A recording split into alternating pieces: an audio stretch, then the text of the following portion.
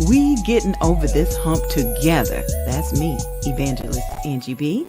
Amazon International #1 best-selling author, mother, daughter, sister, friend to some, entrepreneur. Angie B is a mental health advocate, a motivational speaker, an ambassador for alopecia awareness, and media personality. Hello, everyone. I am the Queen Bee, Evangelist Angie B, and I'm honored to be here with you, a domestic violence survivor. She has endured physical and mental trauma and shares her testimonies around the world. Recently named by Contessa's Court, Women in Business 2023, we've been over some humps. And we getting over this hump together. Let's get it started. Awesome. And so as you pulled up there, we're going to be making some better choices and decisions. In life, there's choices, decisions, and consequences. And so what does it mean to make a healthy decision? Do you get a Louis purse, or do you go ahead and maybe pay your car note? Oh, wow. You know what I mean? Yeah. Right. Yeah. Self-awareness. And so, it's okay to be in tune with yourself and know what situations can bring out the best and worst of you, and so forth and so on. Communication. How do you communicate that? And so one of the things that I do in one of our workshops is I statements, and you don't have to follow I statements to the T, but you want to be able to communicate how you're feeling, what you're thinking, and it be in a healthy manner where it doesn't escalate into a big powwow. Goal setting. And so, there's that cliche of SMART goals, right? And what does that really mean? Well, let's try to map out what it is that you want to achieve in your life and put a plan into place. And then once more, as I just mentioned, with regards to financial literacy, we have to be more smart with our money and make better choice decisions. And so that's just a high level. Of course, there's curriculum and it goes in depth, and you do have homework. We're talking about self-work, so this is not just for me, it's for you as well. And these things are tools in which you can pass down to someone else. Tell a neighbor, tell a friend, because once more, we're not keeping these talents to ourselves. All right. We're going to find out more about that restaurant in Sanford that just makes me hungry every time I see the commercial. And we'll be back with our next round of special guests. Hello, my name is Mario Hicks, owner of Ronnie's Restaurant, located in the heart of historic Goldsboro Boulevard. Come to Ronnie's, try our famous chicken and waffles, our mouth-watering shrimp and grits, our garlic parmesan wings, sweet Thai chili wings, honey lemon pepper, the best ever. We have curbside, DoorDash, Uber Eats, or Grubhub. We even have Menufy. Call in now, 407-878-4357. We're ready to serve you.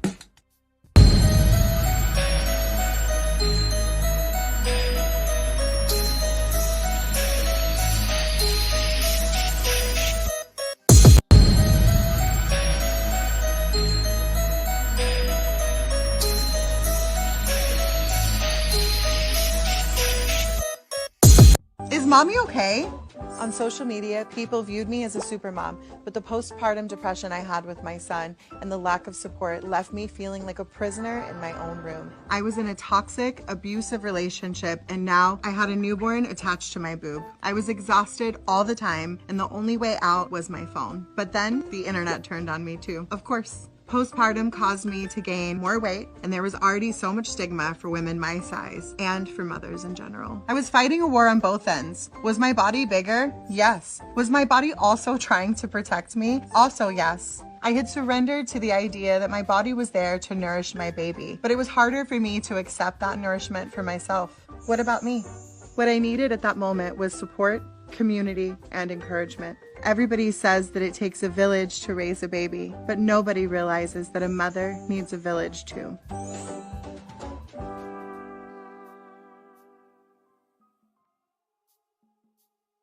Is mommy okay? Mommy is okay sometimes, but not all the time. Everything becomes about the baby. I mean, this isn't a real baby. There's no one there to help you through the ups and downs of postpartum. I try to be as independent as possible, but I feel like as a mom, if I ask for help, I'm failing. If I can't do everything on my own, I must be doing something wrong. And then came the hormones. The hormones. I'm sorry, Jonathan. I learned who I was really young, but overnight, that girl was gone. And it wasn't just me. My husband became a new person too, and our relationship became a new relationship. You know what else was new? The debilitating anxiety, the exhaustion. I thought I needed to be the backbone of the entire family, but I found myself unable to be there for them in the way that I wanted. And I kept thinking, is this normal? None of this is normal. Why was I being talked down to? Why did I feel like just a number? Why did this whole system feel so broken? I felt ashamed that I didn't know more about my own body. Pregnancy and the path to motherhood is so much harder than anyone prepared me for. And honestly, why don't we talk about it more? Why don't we talk about this? The anxiety. The mom guilt. The loneliness. The lesson I've learned is that life is so incredibly short. So I say yes to everything now, even help. Turns out this level of anxiety isn't where I have to live. I deserve a baseline that feels good. Mothers need more support. I mean, we can't do it alone. Society needs to take postpartum and what moms go through more seriously. You have to be nurtured to be a nurturer. Everybody says that it takes a village to raise a baby, but nobody realizes that a mother needs a village too. When was the last time you asked? Is Mommy okay? Not okay.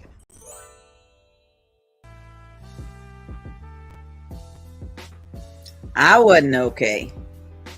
I didn't know what okay was.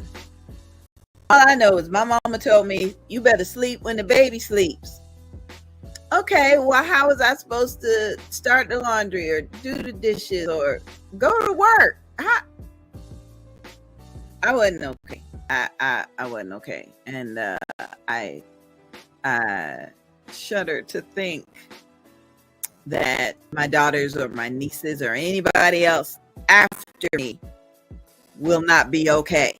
So this is your warning. I'm going to be the hands-on person that just kind of comes in, be like, here, give me the baby. Go to the bath. Give me the baby. Go get something to eat. Give me the baby. Brush your teeth and put on some deodorant. Give it.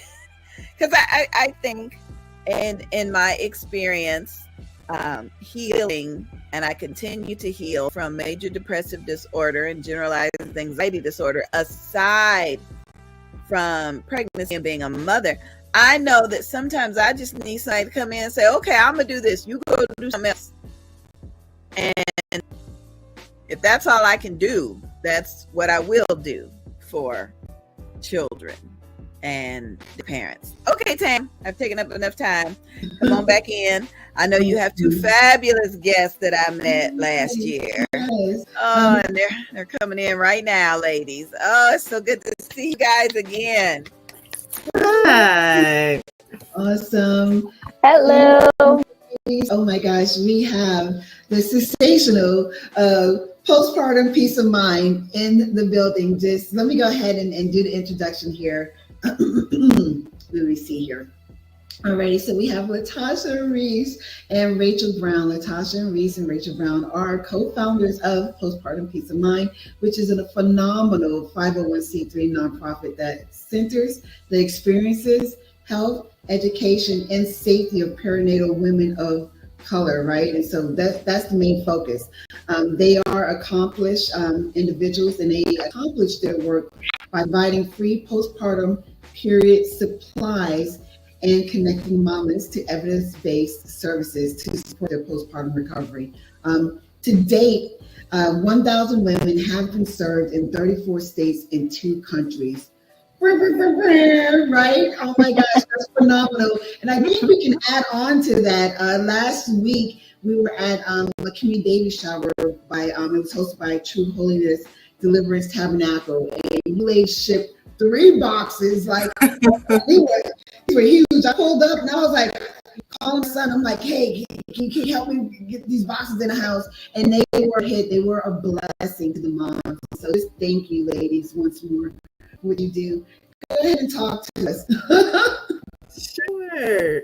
First, Tam, Rachel, I think I spend the most time with both of you collectively than you two spend with one another.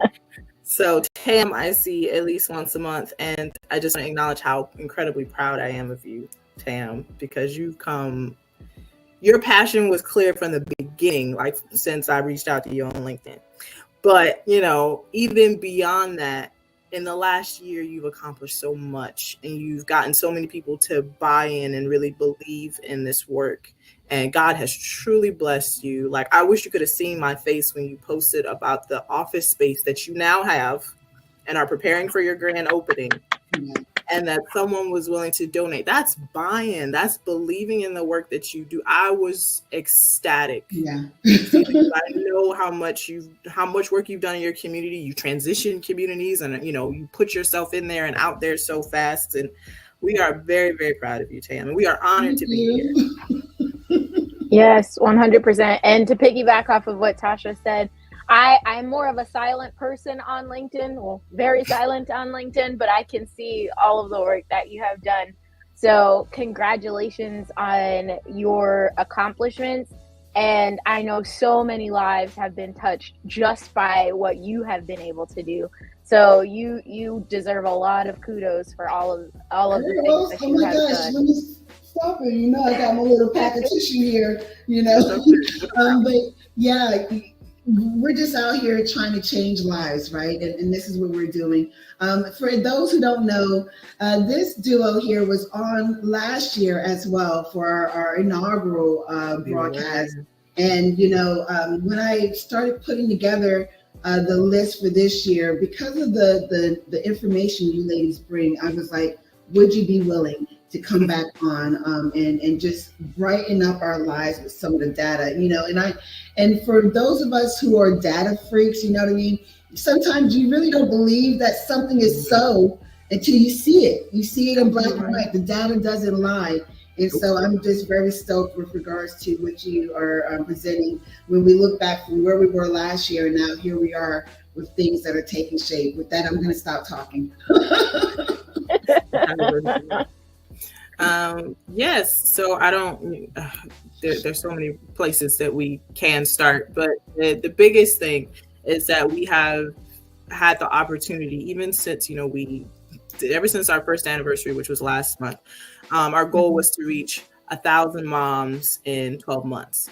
So I was a little late posting because we had so much going on with, Black Maternal Health Week and all the beautiful things and events that occurred during that time, and that fell very close to our anniversary. But and it looks like we're going to surpass our goal of 2,000 moms this year, because we're already pushing 15. So that's an additional 500 moms just in the last month and a half. Because it's like, once the word got out, the word got out, and we've had the opportunity, like you said, to collect data with these moms, to have conversations with these moms. We allow opportunities in our survey for moms to, be vulnerable and say, is there anything else that you need us to know to, better support you? And Tam, I can't tell you the language that we've gotten back from some of these moms, right? It makes this, Maternal Mental Health Week, it makes organizations like yours, like ours, like Postpartum Support International, so important, because we've gotten messages from moms saying, I feel like I'm letting my kids down. I feel like I'm letting my family down. I don't know what to do. I feel trapped. And that for us is immediate. Okay, we need to connect you to a mental health support like now, right? And do that warm handoff. But, that's really our goal as an organization. One is, bare basics. Moms have to have access to postpartum resources, hygiene resources to support their recovery. And I'm pretty sure I said it last year, but I was not prepared for what postpartum would look like physically. And I'm a physiologist, which is crazy. Like, that is literally my background, is clinical physiology, but I was not prepared for, the changes in hormones. I know about the changes in hormones, but knowing and experiencing are two completely different things. Yeah. And, I was not prepared for that. I wasn't prepared for how many pads and all these things. Like, I would be in the bathroom trying to do same day shipping for Amazon, because, you just go through things so quickly. Right. And that's all impacted by breastfeeding, and there's stress. There's so many factors that contribute to a woman's physical recovery postpartum. And we really wanted to give moms at least the bare basics. Right. Let's make sure you have access to pads, wipes to help you feel clean, soap, self-care items, a candle, something to make you feel clean and clean during your postpartum period. And ideally, up to 12 months postpartum, moms can request period packs from us up until they 12 months from baby's first birthday. So, that's a big part of our work. And then the other things, do we transition in the slides? Or me and Rachel can talk. We've done it before. You can leave it up and we'll just go. Right. We could just conversate about all the good things. But along with that, we also have our community builder model, which is what Rachel is. Rachel is our designated community builder. So her long title is Director of Community and Client Relations, which we never use. We just say she is our designated community builder. So please tell us about the amazing work you do as community builder. Hey, that's us. There we go. Oh, we can skip past that. But as a community person and wanting to build community, we are really focused on those five key areas that we have just realized from our own research. So that's going to be doula care. That's going to be mental health support, lactation support, nutrition, and the last one is physical activity. So pelvic floor therapy, things like that. So all of these things are key issues that we've identified. I am so sorry. I know that she's trying to catch up to where I'm at. We've kind of gone past the problem area. This is live TV, everyone, for the world. Right now. So we are able to make sure that, or we saw that those 5 areas were needs. And what we did in the background was anytime that we had a mom that requested a pack, we, of course, with her consent, took data. We asked different questions, different survey questions to identify those areas and see what exactly it was that they would have wanted.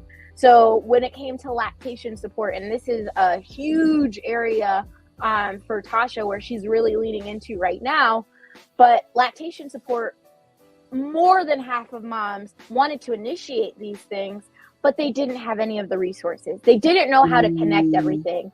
They didn't know what it was that they could do because they were able to, some, not all, were able to initiate breastfeeding in the hospital. It's easier to do that in the hospital, but when you are at home in the midnight hours and you're by yourself, it's not that easy. So we are able to see that there are so many moms that weren't able to have access to that or have a resource for help and support in that area. And the same thing goes with mental health support. An overwhelming amount of moms need and desire and want mental health support because it looks different for us, right? It doesn't look like it may look on our counterparts. And it's not to say that it doesn't look similar. There are moments where there's mood changes and crying and those depressive episodes, but at the same time, Black women tend to hold their depression and their mental health issues, physiologically. So it may look like a gut issue where there's stress in their stomach. It may look like back aches and different somatic areas where they are truly in pain, but that's also a symptom of that postpartum depression. And they're not really able to easily identify that because it doesn't look like our counterparts. So we want to make sure, and that's part of our model, is bringing those things to light. All of these different cultural areas, and even if you want to get into it culturally, just food. Something that Tasha's often said and recognized, when she was going through initial postpartum period, was she still wanted to eat food, and you don't want to eat like a bird. You don't want to, I'm just saying, if you want to enjoy salads and those are things that you enjoy and you love, do that. But not every mom is going to do that.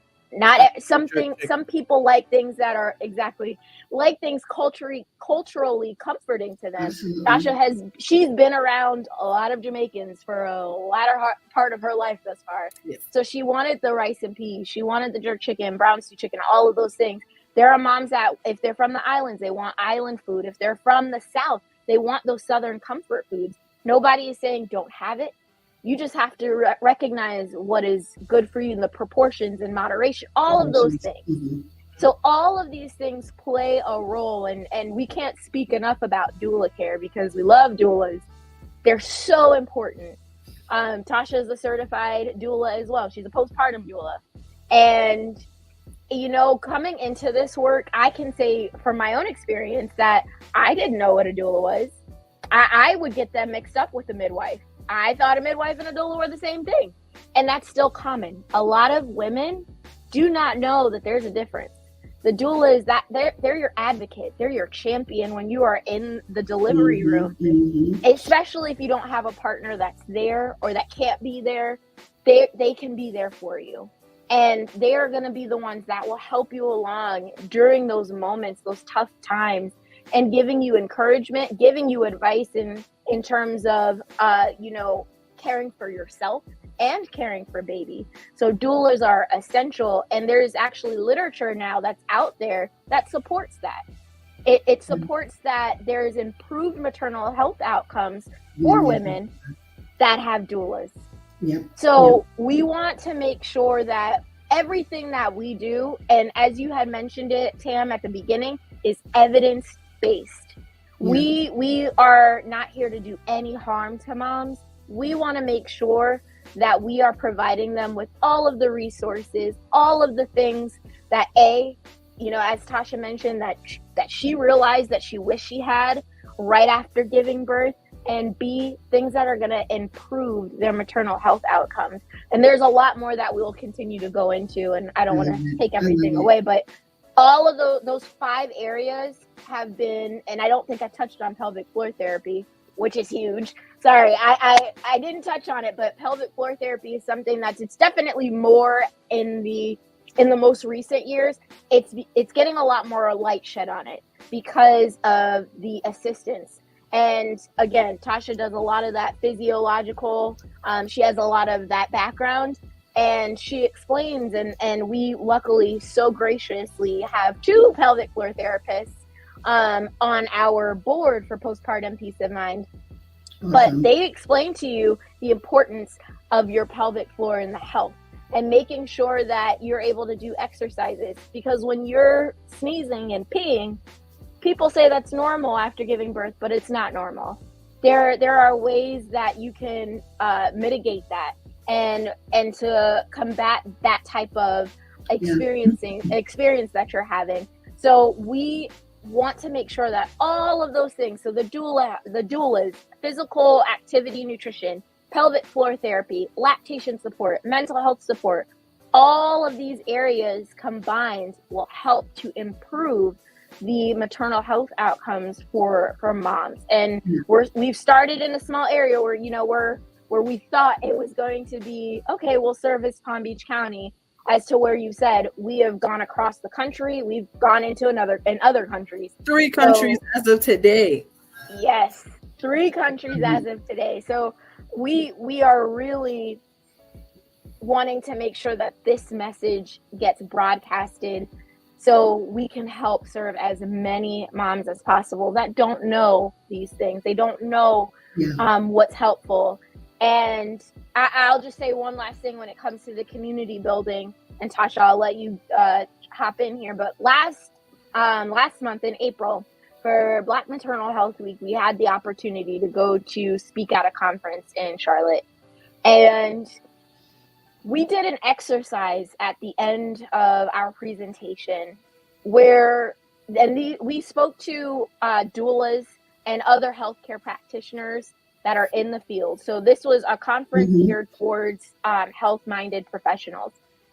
And we had them going around the room trying to find these different areas and easily identify, you know, a lactation support person, a pelvic floor therapist, a mental health support, or a mental health therapist. We had them going around, it was very interactive, trying to piece these different things as part of the community builder that we've come up with. And they had a very hard time of doing that.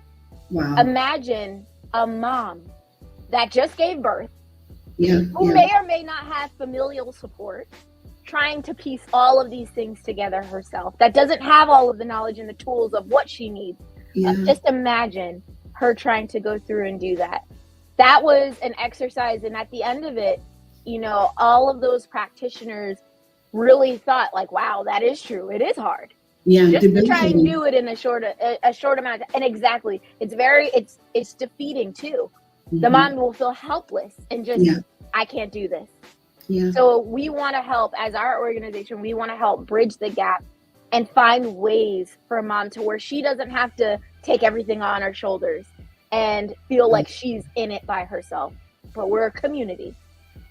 Period. You know, I love this because this is something in which, you know, we've been harping on, you know what I mean, that you don't have to do this alone. You know, if you raise your hand, raise, you know, your matters up the flagpole, you can get some assistance with regards to some of the things in which you're trying to navigate through, because to Rachel's point, it becomes a lot. And if you don't know, you know what I mean, if you don't know what you need, then you don't know where to go to seek it, you know, and so forth. And one of the things that you mentioned a little bit earlier is like, okay, well, Tosh, you went through these certain different phases postpartum and was like, oh, going forward, you know what I mean? I know that this is what you need a pinch of that and this and that. And this is what it's all about. You know what I mean? We are to be each other's keepers. And so for anyone out there and you're listening, please, once more, you know that you don't have to go at this alone. You know what I mean? There's individuals in pockets all throughout the state, all throughout the country, and multiple countries that are willing and able to help. And it starts with, and this is just a shameless plug, Postpartum Support International. Right? Not shameless. Listen, we have, you know, me and Tosh, you know, and Rachel, we work underneath their umbrella in different facets of it all, you know, and we'll actually be having someone coming on from PSI a little later on. But if you don't know, you know what I mean, and you don't think that you can find someone locally, start there.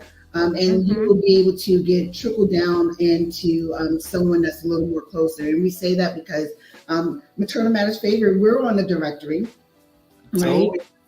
You guys are on the directory, right? And there's actually coordinators that will actually help you depending on what it is that you need. And so we're working to cast a large net to make certain that we're able to provide services, life enhancing services to individuals. We're doing the work, guys. Tosh, I didn't know if you wanted to jump in on something. Yeah, I mean, I'm just enjoying listening to you talk, and there's never a shameless plug about Postpartum Support International. Tam serves as a regional chair for her region, and again, does amazing work. And our goal within that work is connecting healthcare providers, because the reality is, Rachel says it a lot, it's very difficult to pour from an empty cup, and that's just not for moms. It's also for the people who serve moms. And, you know, in our groups that meet monthly, you know, there's always we're always doing something. Like everybody that's in our cohort for the regional chairs is always doing something to support moms. And we've, you know, I'm very proud of the work that we're doing through the Alliance for the state of Florida, because one, we have managed to meet regularly, and everyone's schedules are nuts, but we have managed to meet on a very regular basis and support one another in the work that we are doing.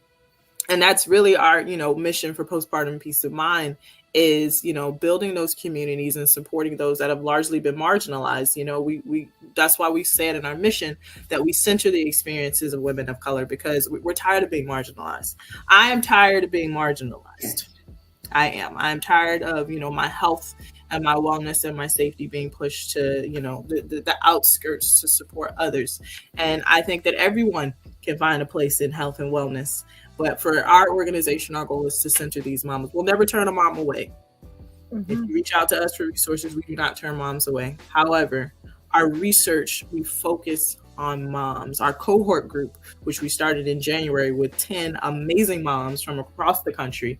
Tam, we're going to have you come in as a speaker at one point to speak to our cohort moms, because when I say these women are no joke, they are incredible with powerful stories, and their willingness to be vulnerable with us from the very beginning has been monumental. Like, we were genuinely concerned during the first meeting, like, you know, are we going to need to have more prompts? Are we going to need to have like more leading things, questions to get conversations flowing? And it was not the case. Like, every meeting almost has gone over time. We try to stick to an hour because we know moms' times are precious, but the things that they bring up, they have, you know, brought up concerns and experiences that we haven't even thought about. You know, one thing that we're working towards with an amazing organization out of Lagos, Nigeria, is to address prescription medication during pregnancy and postpartum, because we have a mom very transparent about her mental health diagnosis, the medications that she had to take, and her fear when finding out that she was pregnant about whether she'd keep taking her. And she has a very serious mental health disorder. So it wasn't something that it's like, oh, I can just stop taking my medication. Just taking the medication itself and stopping turkey had consequences for her body. Better yet, her mind, right? So she was terrified. But that's not something that's regularly talked about. For, you know, to do the PMHC, you have to know these things as part of the exam. But a lot of people don't have those conversations. It's, oh, well, once you get pregnant, the only thing you're taking is those prenatal vitamins, and that's it. But what about moms that need more specific care, right? Why does mom have to abandon her well-being with her baby? Right? Well, there has to be a way around. There has to be a way to do both. And that's something that we really want to, you know, hone in on going into this fall, is, you know, having those conversations about prescription medication, managing chronic diseases when pregnant and postpartum. You know, there has to be a middle ground. And we want to provide moms with as much education, with as much support as possible. Like Rachel said, evidence-based support. We are true data lovers over here. We take it very seriously. You know, so our goal is to make sure that moms have the tools that they need, one, in language that's accessible, and two, in a way that the literature says it helps. And ideally, change the rhetoric in the literature, because it is not always representative of Black, that part. You know, when we think about DEI, you know, the A part, accessibility. And so, you know, making certain that, you know, the language speaks the way it needs to, and that it could get to folks as needed. Absolutely. Good stuff right here. I was going to go into something, but Ange is my scorekeeper here. Where we at, Ange? What we got going on? Oh, you're muted. What about right now? Yay. Perfect. Sorry about that. Yes. Yep, we can hear you. Now we can't. Now we can. Okay, sounds good. It is 2:30, and we need to take just a quick break. But ladies, there were a couple of questions that came in I want to present to you, and if you can remain until after the break. The first question is, what does WIC do? So when I responded to that, they're like, well, doesn't WIC provide all this information? So I guess it doesn't. And then the next question was, what services do you offer for dads? Because my woman is going through it. So we got to play just a couple of quick commercials, and then we'll be right back. We'll be right back, everybody.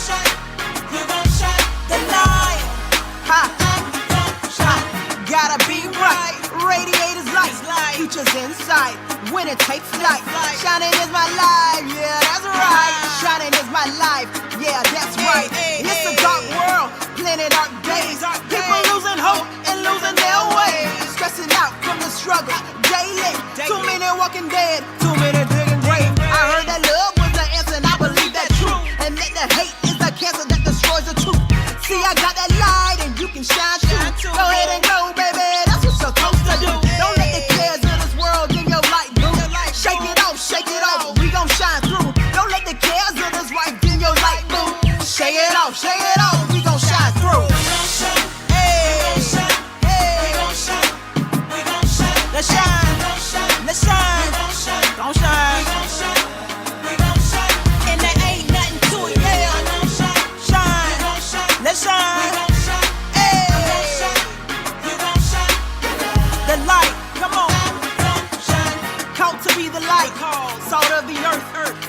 Christ. Yeah, that's a perk. Came to empower, came to influence. Rebuke the vision, run as a unit. Let me teach you how to shine, become a student. Watch your lifestyle rise, got people clueless. Even though you're human, try feeding your newness. Take advantage of the life, opportunist. Better know that you're called, you got purpose. No matter what the world says, try to hurt you. You more than what they see on the surface. Go ahead and tap into your greatness, so you worth it. Don't let the cares of this world dim your light, boo. Shake it off, go ahead and shine, shine. Don't let the cares of this world dim your life, boo. Shake it off, hey. Shine through. We gon' shine, we gon' shine, we gon' shine, boo. Hey, come on. Ain't nothing to it but to do it, baby. Nothing to it but to do it, baby. Hey, let go, let go. Hey, let's get it. Yeah. Let's get it. Ha. Go. Let's get it. And there ain't nothing to it, yeah. Shine. Get it. Hey.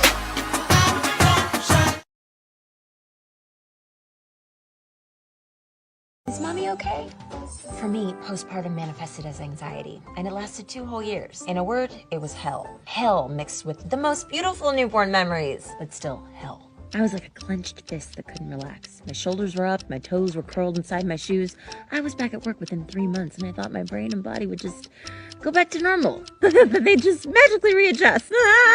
I have played some really tough women, but on some days the anxiety was debilitating. I felt like I wasn't good at my job. Why can't I remember any of these lines? Am I funny anymore? Don't answer. I knew I needed help, but what happens if I ask for help and I don't get it? What if help means I have to take even more time away from my daughter to see a therapist? And what if no one can help me? What if? But I finally did get help. Turns out this level of anxiety isn't where I have to live. I deserve a baseline that feels good.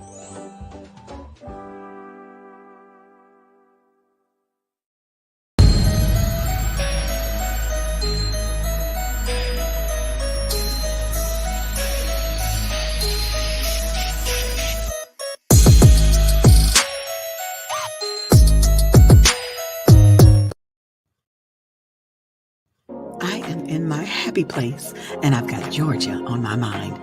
Save the date. It's time to shine at the 8th annual Bold, Beautiful, and Bald Beauty Bazaar and Weekend Retreat. Join us September 19th through the 22nd, 2024 in historic St. Mary's, Georgia. A fundraiser for the National Alopecia Areata Foundation, spreading awareness and acceptance. Follow us on Facebook, Bold, Beautiful, and Bald Beauty Bazaar. Our host hotel this year is the Shore Stay Plus by Best Western, St. Mary's, Cumberland. Weekend retreat activities include the Friday Fun Photo Shoot, picnic lunch back at the hotel, and the Royal Blue Beauty Bazaar Fashion Show takes place on Saturday. For more information, call 407-914-6519. That's 407-914-6519. I'm in my happy place. Come join me.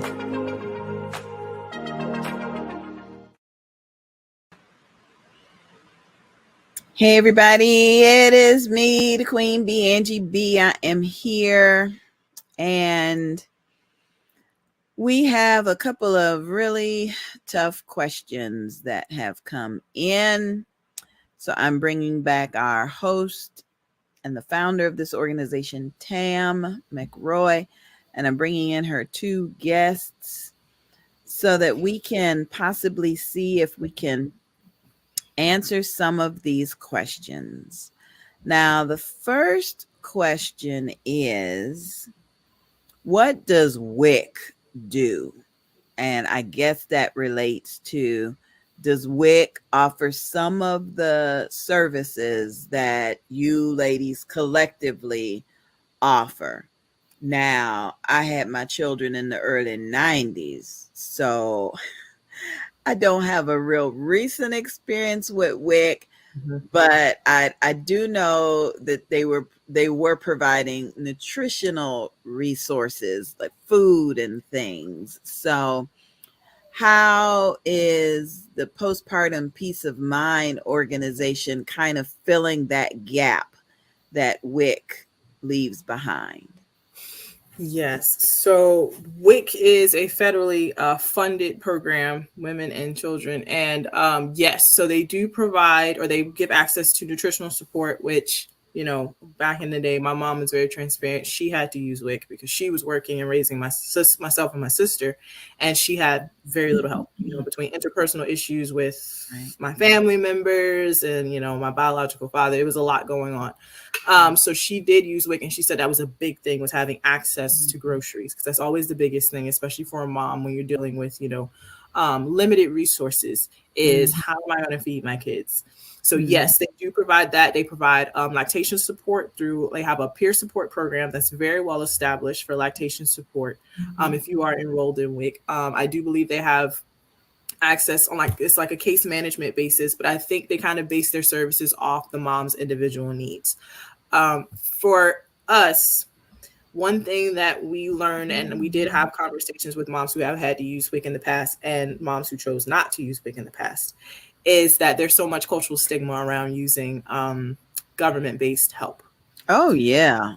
So we had that was something I heard from my mother, was that it took her almost a full year to be willing to accept help through WIC. My God. Because she, you know, between her coworkers and, like I said, interpersonal issues with family members, there's this image of what, you know, media has painted for women who use government-based help. And you have women who don't want to be I'm not that, that's not me, I don't need that. And that's really not, in our opinion, what the purpose of WIC is. Right. Exactly. Right. So for us, we don't have an application process. Mom's socioeconomic status means nothing. We don't care how much money you make. If you reach out to us and say you're going to get your help. So we don't have those specific criteria in order to be a part of the programming. That's one gap that we are working to fill, along with providing in-house lactation support, which is something our clients have really asked for, is connecting to food pantries around the country, because that's something else that we've had to buy groceries for moms because they didn't have food. Like recently, we had a mom who, again, didn't want to, amazing mom, who didn't want to say that she needed help until she literally had no other options. And she didn't go to WIC. She went to someone she knew. She went to someone she trusted and was like, this is where I am. Right. And I need help. And that person was willing to reach out to us. And with that individual, we were able to coordinate to get the mom the things that she needed that day. Wow. You bring up a good point, you know, because I've been there, you know what I mean? I've been on stamps before, you know what I mean? Had that gold card, you know, and so forth. But, you know, how can we as a community find more discreet ways, or, you know, how can we as a community start to lift that level of stigma that a person is placed with because they're at a moment in life where they actually need assistance, you know? And I think it kind of goes to a kind of like a mean girl or bullying, you know, just, you know. It absolutely is. Yes, where you're not anyone in this group. I mean, a general you have people who are bullying, criticizing, and now you have social media and all these things. You have all these jokes and memes about moms who, you know, or families that may need to use government-based help or supplementation. Why would you want to reach out, right? With the fear of what comes, the consequences. I think you mentioned that when you were on the break. We were listening to you. But you said, you know, all these decisions, there's a consequence, right? So moms are weighing the balance. Like, is me being able to feed myself and my family worth the consequences of who I'm going to receive assistance from? And that's not a decision anybody should have to make. You know, this could get really deep, because when we think about culturally, you know, some of the disparities that take place mentally, you know, sometimes you'll have individuals, and this is something, you know, kind of going towards our life skills program with making good financial decisions, so you'll have individuals that are trying to dress up like they're here, but they aren't. And then Right. they are, at some point okay with asking for financial assistance, Right. or whatever that looks like, for a food pantry and so forth. And then sometimes folks truly aren't. And so they're looking all polished, but they're hungry on the inside. And so is their household. Now, we do have a viewer that sent in these single parent tips, and they want to know if there's anything else that you believe could be added to these tips. It says, single parent tip, you're never ready to be a parent. There is never going to be a great financial time, etc., to be a parent. You need to apply for WIC, which is Women, Infants, and Children. Apply while you are pregnant. Always think of the future. Apply for child support. You did not conceive this child by yourself. Support is for the child. I know that our next question was, what services do you provide for the father? And I want to address that, but I'm just trying to get all of these comments in because people are struggling here. One person said, I don't have any family around me to come babysit or to come snatch the child. What do you recommend? The rest of this statement says support is for the child and not for you. And this was someone who is a part of our Moms in Ministry on Facebook. And they went on to say, I didn't put all the comments up there, that some of these younger mothers, I don't know how young, but some of these younger mothers say, I'm not going to put him on child support. He will be all right. And he got to get, I don't want that connection. I don't want him dangling that over my head. What are your thoughts, ladies, on this statement that's scrolling at the bottom of the screen about WIC and about applying for child support? Right. Well, 100% agree. Making sure that you and primarily, I know that's a mother's instinct, is that the child is taken care of. So do those things. Make sure that you're not thinking about, oh, well, I don't want to ruffle any feathers. No, you want to make sure that baby is fed and taken care of, because when that's handled, then you can take care of yourself. You can make sure you're able, and as Tasha had mentioned earlier, you can pour into your dependents. So if you have more than one child, you need to make sure that you are doing those things. Don't worry about what other people are saying outside of any outside forces. Do what is going to be in the best interest of your child or your children, because at the end of the day, they depend on you. They depend on you to take care of them. And if they're taken care of, again, you are going to be in a much better place. And I think that is so big. And as you had just mentioned, Ms. Angie Reed, that is something that I've seen a lot in, the millennial generation and Gen Z, everything, where they're like, well, I'm gonna do it on my own. And unfortunately, I think it's the single mom life is glorified, not to a certain extent.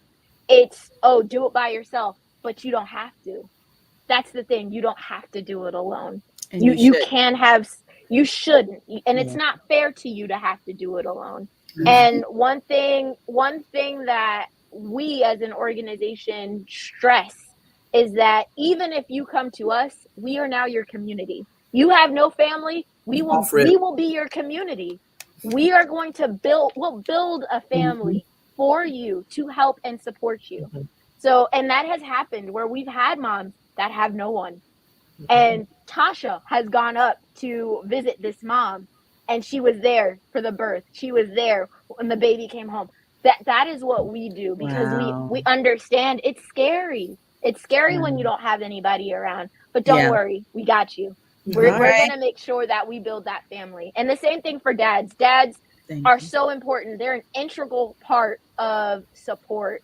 And especially if there is a father that's present and they want to, help mom, be there. Listen to what it is that she's saying. You don't necessarily have to be the fixer, the one thing that you can do is actively listen to what it is she's going through. And Yes. we're a resource that we can help her.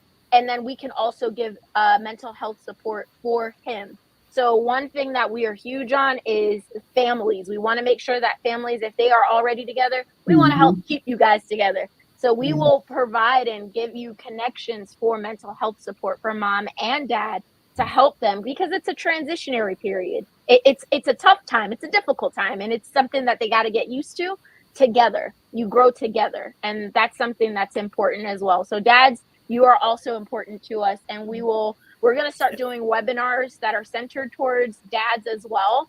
But we want you guys to know that that is big. Any support, whether it's a father or if it's another family member, if they are going to be the support that's there for mom, we will be there to help you as you support mom and make sure that you're feeling okay and you're able to do that, take on that role as well. This is Okay. good. This next question, and I hope I'm not running over time, but like I said, the questions are coming in. This next, how do you deal with, how do you help a parent deal with the loss of a child? Yes. Grief has been a conversation that we've had very regularly as we kind of expand our services and we learn more about the moms that we serve. And my husband and I, we lost our first baby. Oh. And I think this is a story that I told in the cohort. Yeah. And at the time, it was very new to my family. It was an experience that no one else had, prior to me. I'm sure other women had it in my family prior to me, but it wasn't a conversation that was had. So I remember sending that text to my mom because I didn't want to call her. And, I sent a message to Rachel and let her know, because not that many people knew that we were pregnant, but we were coming close to the second trimester. So it was about that time.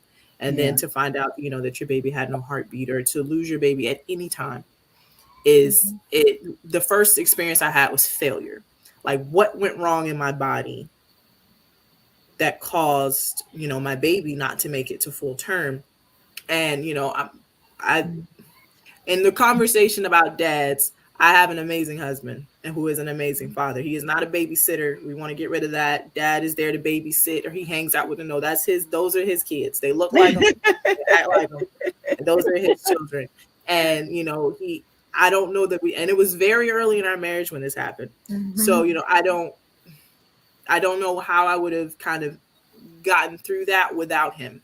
And that's imagining again that experience from a mom who's going through this alone, or who's going with this with, family members that are fragmented, or who just don't know what to say. I have seen some silly stuff said to moms who, oh, well, at least, it happened early. What? Yeah. Oh, I know it's hard, but at least you won't be up at night feeding. What? Oh, silly stuff. People don't know what to say. And I try not to get too annoyed when I hear these stories, because the fact people are a resource for these conversations. People don't want to talk about breastfeeding, better yet, losing a baby. Right. So, one thing that PSI does offer is grief support. And one of our regional chairs actually is, she leads the group support, Anita. Leads group support down here for grief and loss. We have connected to mental health professionals who specialize in grief and loss. And we have connected to moms, especially moms that are, pregnant again after loss. That was another strange experience, because it's like, okay, you're happy on one hand, but on the other hand, you're still kind of like, okay, I'm still grieving the loss of this baby. The anxiety was I can imagine.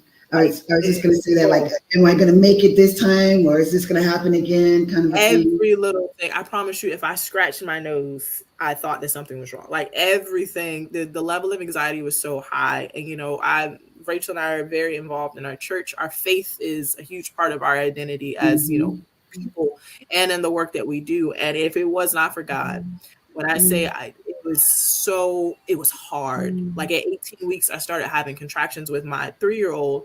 And I was praying to God, please don't let me lose this baby. I don't think I can do this again. I can't experience this again. And it turned out that it was something simple. Again, clinical physiologist in my, one of my sides of my brain could have been like, okay, well, here are the possible reasons why this is happening. Let's make an appointment with our OB.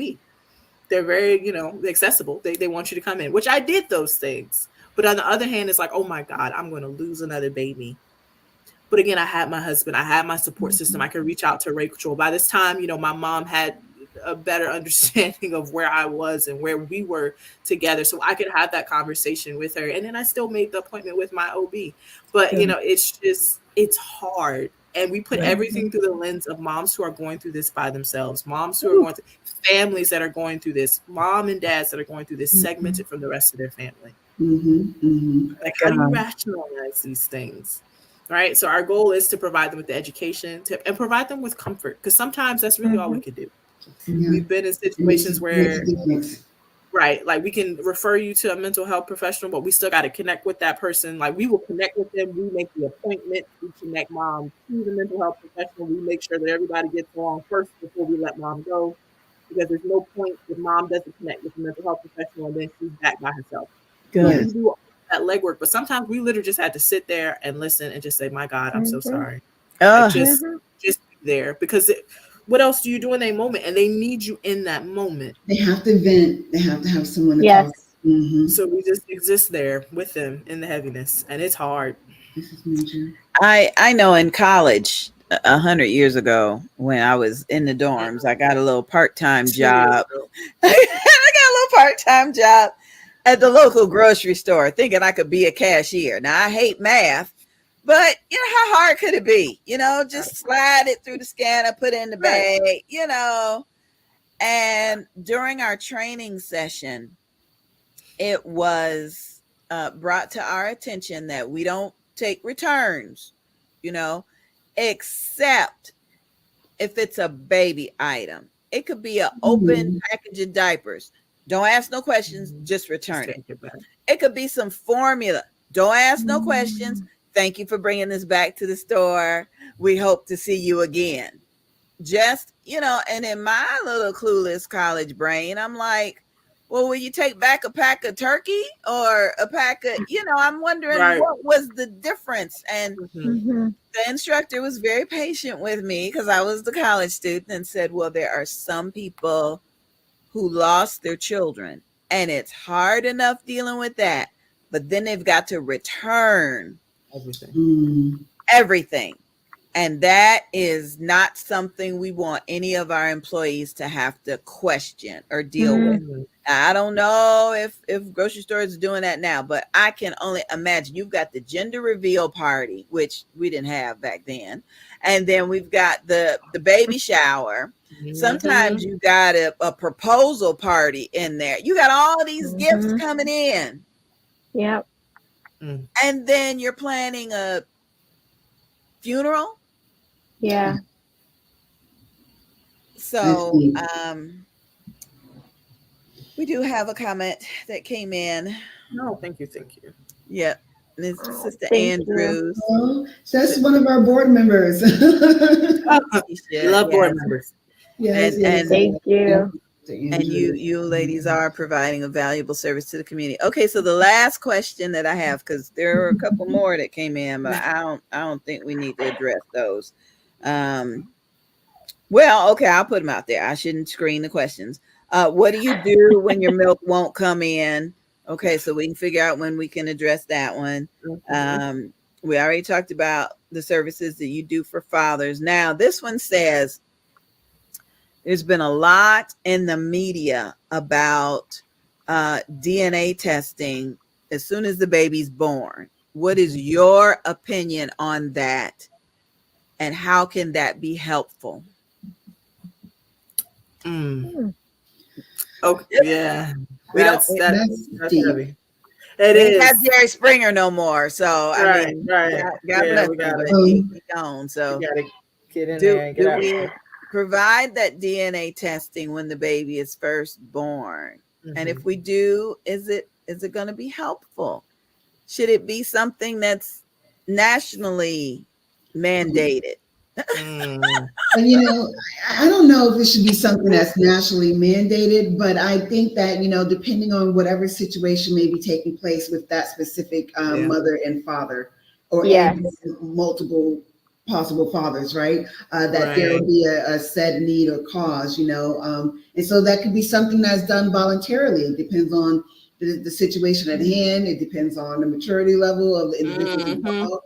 And then it could be maybe something that there's some legal proceedings taking place, and it may require that as part of it. And so this thing can really spiral.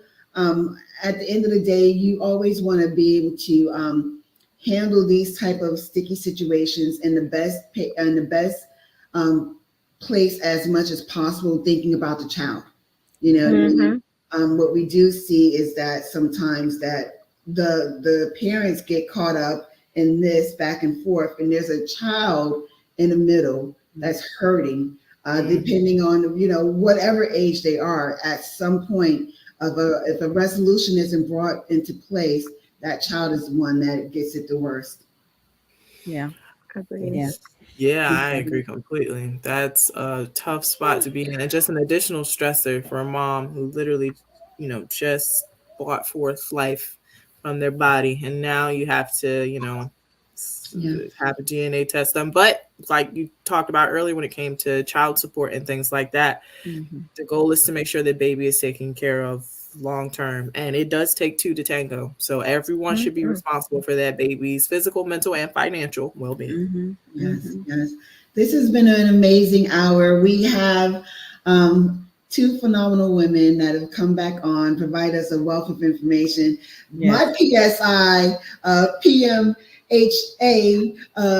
alumni here, right? We represent the state of Florida for Postpartum Support International's, their Perinatal Mental Health Alliance division. And so that is for the BIPOC, Indigenous, we're talking about Black and Brown community. We are spread throughout the state of Florida, and we are your resource. And so once more, just thank you, ladies. We're getting ready to roll into Birdie coming on board. And if anyone knows Birdie from Postpartum Support International, she is a major powerhouse. And so I'm looking forward to this next conversation that we have coming up. Ladies, anything in closing? If you had a nugget to drop to a mother, what would it be? Rachel, go ahead. I always say this, but make sure that you're taking care of yourself. It's very easy to lose yourself when you have dependents. So take care of yourself. Look after yourself. Whether it's going for a walk, if you have baby and you have a stroller, go for a walk. If you just want to watch a show a movie, listen to some music, sit down, meditate, or don't meditate. Think about nothing. Do something for yourself so you can have peace of mind. It will help you in the long run because you're still a person. And don't forget those things that you like to do, your hobbies. You know, if you like to paint, draw, whatever it was that you like to do, exercise, you know, do those things. Gradually get back into that because you are still a person. You're not just mom, but you are still you. Right. Absolutely. Thank you, ladies. Yeah, we appreciate you all. We really do. And I know Miss Birdie is waiting in the background, but let's give Tam maybe like a 3-4 minute break. We got a couple videos we want to show you, and we'll be back with more. Thank you, ladies. Thank you.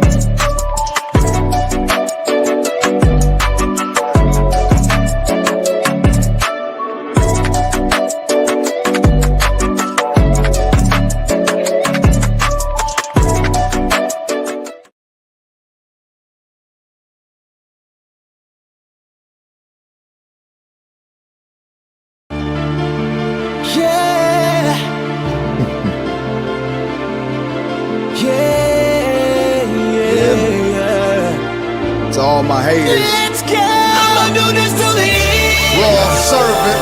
I'ma do this till the end. DJ Anomaly. I'ma rap them till the end. GA.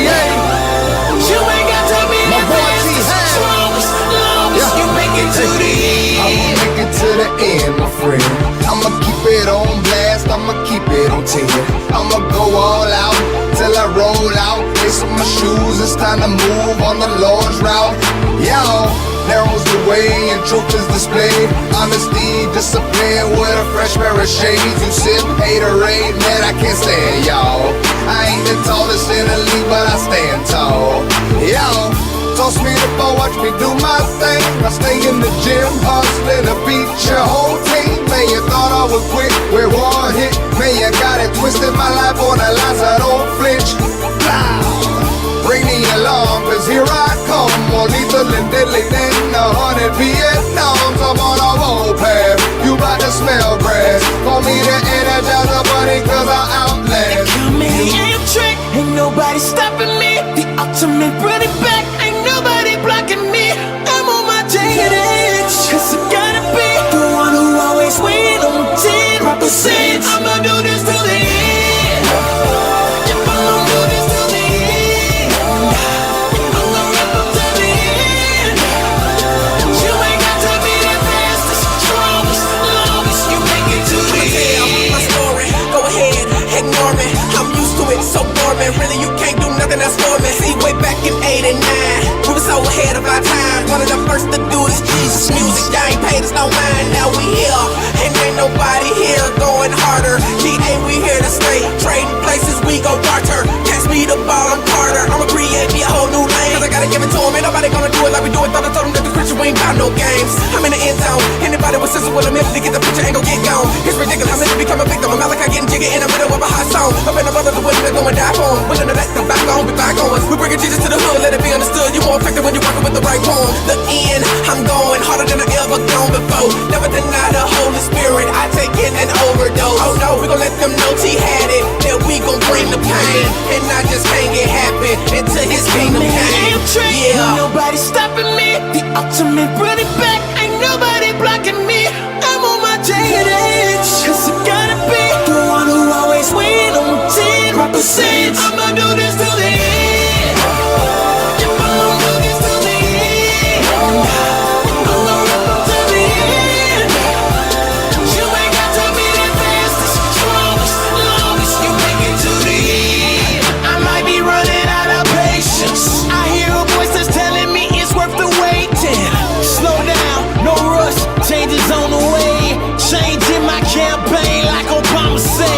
But nothing like it support is as these days in it. I need my patience strong like it was in the beginning. Cease the use of sinning to express my pain. Keep my attitude winning even in the rain. Keep on shining on my haters even through my pain. Keep Christ in my swag when they counting lanes. Strutting on a holy hill, 10 toes down. Success is so close, I'm feeling my time now.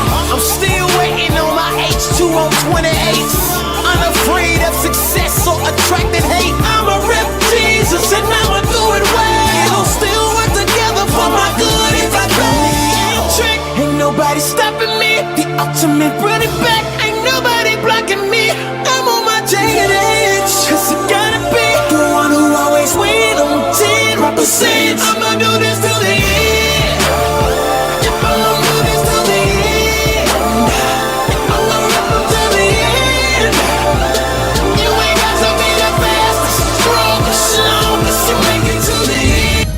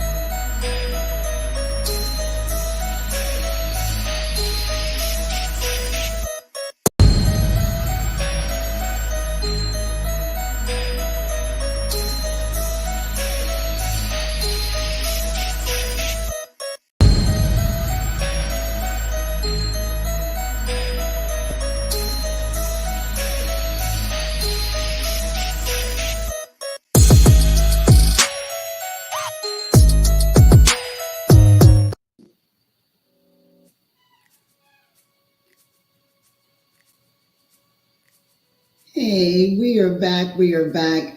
Thank you all for staying tuned in as once more we are moving forward with our second annual charity event, our fundraiser, spreading awareness about maternal mental health matters, right? And so what that looks like is perinatal and postpartum mood disorders and its forms of psychosis, depression, OCD, bipolarism, anxiety levels that may spike when a person is pregnant and or afterwards. And what we have seen in recent studies is that men and even those that adopt children, they too can experience some of these mood disorders. And it's emotional, it's mental.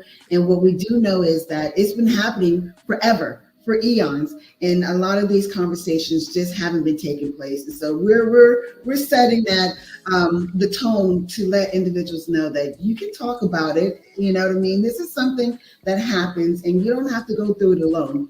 And this is what we're about here at Maternal Matters Favored. Our program today is specifically focused in on making certain that we once more we connect with individuals. We're hearing stories and information from those that are around the country. We have some folks that are tuning in from around the world. And right now we have no other than Miss Birdie Mayer, who is tuning in with us. Let me go ahead and give you your introduction. And so Birdie is an RN with a master's degree in psychology and counseling. She was the founder of Perinatal Mood Disorders Program at the Indiana University of Health there in Indianapolis. She is a certified individual there in perinatal mental health, and she is an internationally known expert and speaker. She is the past president and past chair of education and training for Postpartum Support International, and currently serves as the director of certification and training. PSI is the world's largest nonprofit organization that is dedicated to helping those suffering from perinatal mood and anxiety disorders. Birdie, thank you so much for being here. I am so humbled and appreciative. Oh my gosh, talk to us. When I reached out and I was like, do you mind being on our broadcast? What were your thoughts? You know what? I get asked a lot, and I, of course, had to snoop around and see, what you did and what it was, because I want to make sure I'm not going on something weird, right? But I knew, and I saw that, it's great, but I'm like, sure, why not? I just never pass up a chance, honestly, to talk about perinatal mood disorders, to get the word out. Like you just said, all the different ways it can look. And don't forget irritability and moodiness and rage, because that's one that people are like, well, I wasn't depressed and I wasn't anxious, but I sure was mean as a snake. Yes. Screaming at people. But no, I was excited to come. I'm glad that you had me come. Yes, I last year in August I took my my components of care, and I later on did my specialty and so forth. And you were one of the instructors, and I was like, I dig her. and so when I knew that I had this upcoming event, and last year we actually had Andrea on, and so it was like, who else? And I was like, I wonder if, and so once more, just truly humbled and stoked. Tell us about what actually brought you into the space of PMAD. Okay, what did? It's interesting as you, read my intro. I started out as a nurse working in cardiovascular critical care. And then somewhere along the line, I became an OB nurse, not by choice, long story, but I fell in love with it. I became a lactation consultant and a childbirth educator, and I did a lot of setting up different programs. I set up lots of programs. I love setting up programs. I love to take something and grow it from the ground up and then hand it over to someone else, because I don't enjoy management. But I was setting up all these different things, and some of the things I did love doing myself and love staying, but most of the time, I don't want to keep up with it. Well, one day somebody came to me at the hospital, and like you said, Indiana University here in Indianapolis, Indiana, and somebody came to me at the hospital and said, hey, do we have anything for postpartum depression? And I'm like, no. but I'm the OB nurse with a master's in counseling. Let me look into it. I did not have postpartum depression, which is interesting because I had lots of risk factors.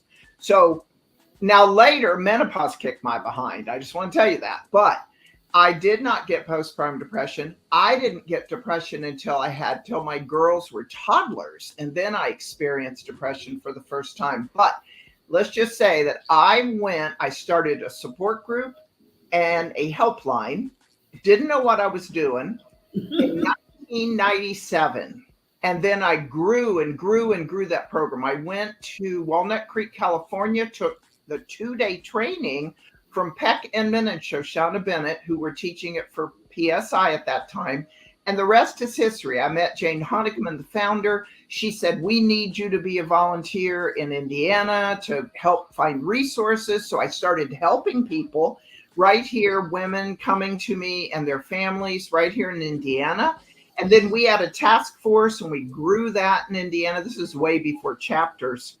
And then I grew and grew and grew my program. We started doing screening of all women before they left the hospital. I saw inpatients, outpatients. I started volunteering with PSI as a volunteer coordinator. Then I helped get online support groups started. Then, like you said, I was president. I was the first chair of education and training and became an actual trainer in 2006 when I started looking at curriculum. So I never turned this program over to anyone. I couldn't go with it. I learned everything I know to this day from all the women I have met and their families. I owe it all to them. And I'm so sorry for the first few years when I didn't know what I was doing, but I made it through and those women still appreciate me. But I've learned everything. I never wanted to let go of this. It's now my life's calling. It is my ministry. It is, I retired from the hospital in 2018, but now I work full time for PSI and I cannot quit doing this work. And I don't know, people say all the time, when are you going to retire? And I'm like, I guess I'll know when it's time, but it's not time yet.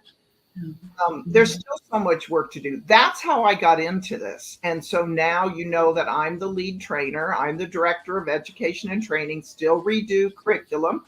And I started the certification program in 2018, and I still head that up also. So I do, before I forget this, I want to tell,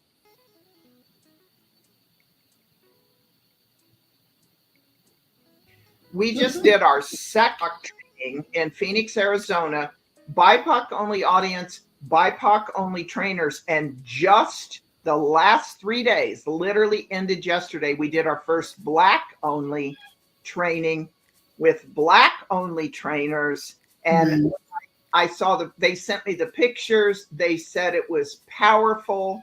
It was unbelievable. So that's just the first 3 of many. So I wanted to make nice. So PSI is doing some amazing stuff. And I am honored to work in this field. I couldn't be more passionate about something, except maybe my grandchildren, right? Yes, that's the right passion to have, you know. And so with regards to some of the international work that PSI does and your sphere of influence, what are some of the things that you're seeing across the way there that individuals are truly in need of when we think about, you know, some of the services that we provide at PSI? Yeah, you're talking internationally. Mm-hmm. Internationally, well, first of all, let's just look nationally. We still have a long way to go with the stigma that comes with it, and not wanting to see a counselor, not wanting to take medications, not even wanting to seek treatment. We're getting better in the United States, but I will tell you, in other countries, just like in our own country, there's certain cultures that it's just not okay, right? And you know, it's hard. But when I go to other countries to teach, they'll say, like, we just can't talk about it at all. I have been invited twice to Shanghai in China, because they just had no training at all and no acknowledgement. And so we see in many Asian countries, no acknowledgement. We're strong. We don't get this. And then, oh gosh, the deaths that have occurred in such as Thailand, and asking, I did a webinar for them over, they're 12 hours different, but I did a teaching and somebody translated me for them. Yes. I've been to Southern France. Wherever I go, whoever I talk to, it's still a problem. It's still stigma. But the difference, here's the huge difference that's sad. In our country, if someone kills their baby, infanticide, because of psychosis, and that's only 1 to 2 women in 1,000 get psychosis. Yes. So it's more than, but it's not rare. It still happens. That's more than the 1 in 5 to 7 who get depression or anxiety. But it's still only 5% of that 1 to 2 in 1,000 who actually have babies die by infanticide or die by suicide. But those who do kill their babies when they're in a state of psychosis, in our country, in the US, we put them in jail. They're a criminal, they're a murderer. In Europe, you know where they go? To a mental hospital, because they know that this is a mental disorder. You would never have done that if you were in your right mind, because they're in a state of psychosis and they're doing what they think is protective. So, that's big, but we have so much to do in so many countries. Some countries are just now getting education going. Who just asked me? Somebody just asked me I think it was Saudi Arabia asked, how can we get the word out? How can you help me start? I've talked to people in Japan. How can we get support groups going? I've helped people in Portugal get support groups going, because, that's where the real healing, they can say, okay, I'm glad I took medication. They can say, I'm glad I saw a therapist. But every single person will say, I couldn't have made it without my support group. Yeah, support groups are major. Oh, that's where they find out the motto of PSI, which is you are not alone. This is 1 in 5 to 7 women, 1 in 10 men. You're not to blame. You didn't do something. Sorry, you have a lot of risk factors. And with the proper treatment, you will be well. And so in support group, we get that across, and they find out for the first time in support group, oh, I'm not the only one that feels. Not the only one. And, I love support groups just because of that, you know what I mean? Because you get to feed off someone else's experience that they're verbalizing, and you realize, oh my gosh, you too, and that's where that community collaboration starts to take place, and the true healing that you spoke about can start to occur. Yes. Yeah. And so we have a lot of different legislative initiatives taking place. I'm in Florida. I'm part of the Florida Maternity Mental Health Collaborative, and it's a work group around clinical practice, policies, research, and everything else in between.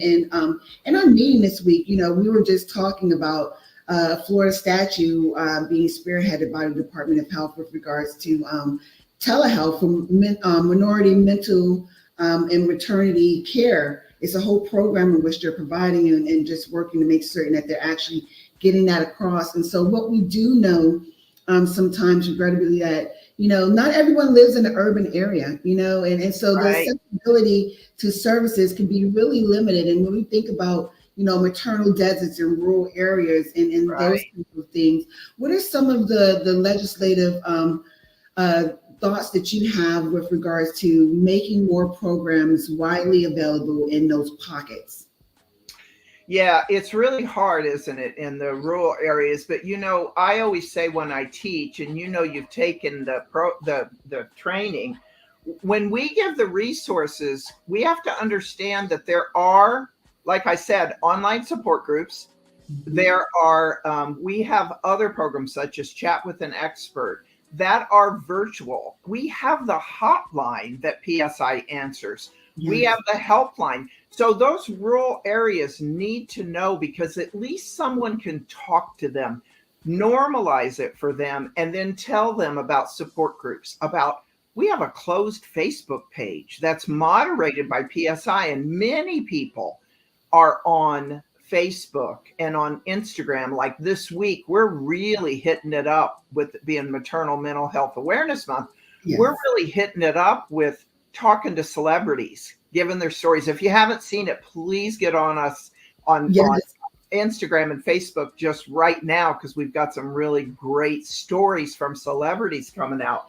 But what are we, that's all that I can say is we can keep getting the education. Legislation wise, the hardest is, can we get these poor new mamas some maternity leave and not have to paid maternity leave, so that they're not going back to work at 4 days, at 2 weeks.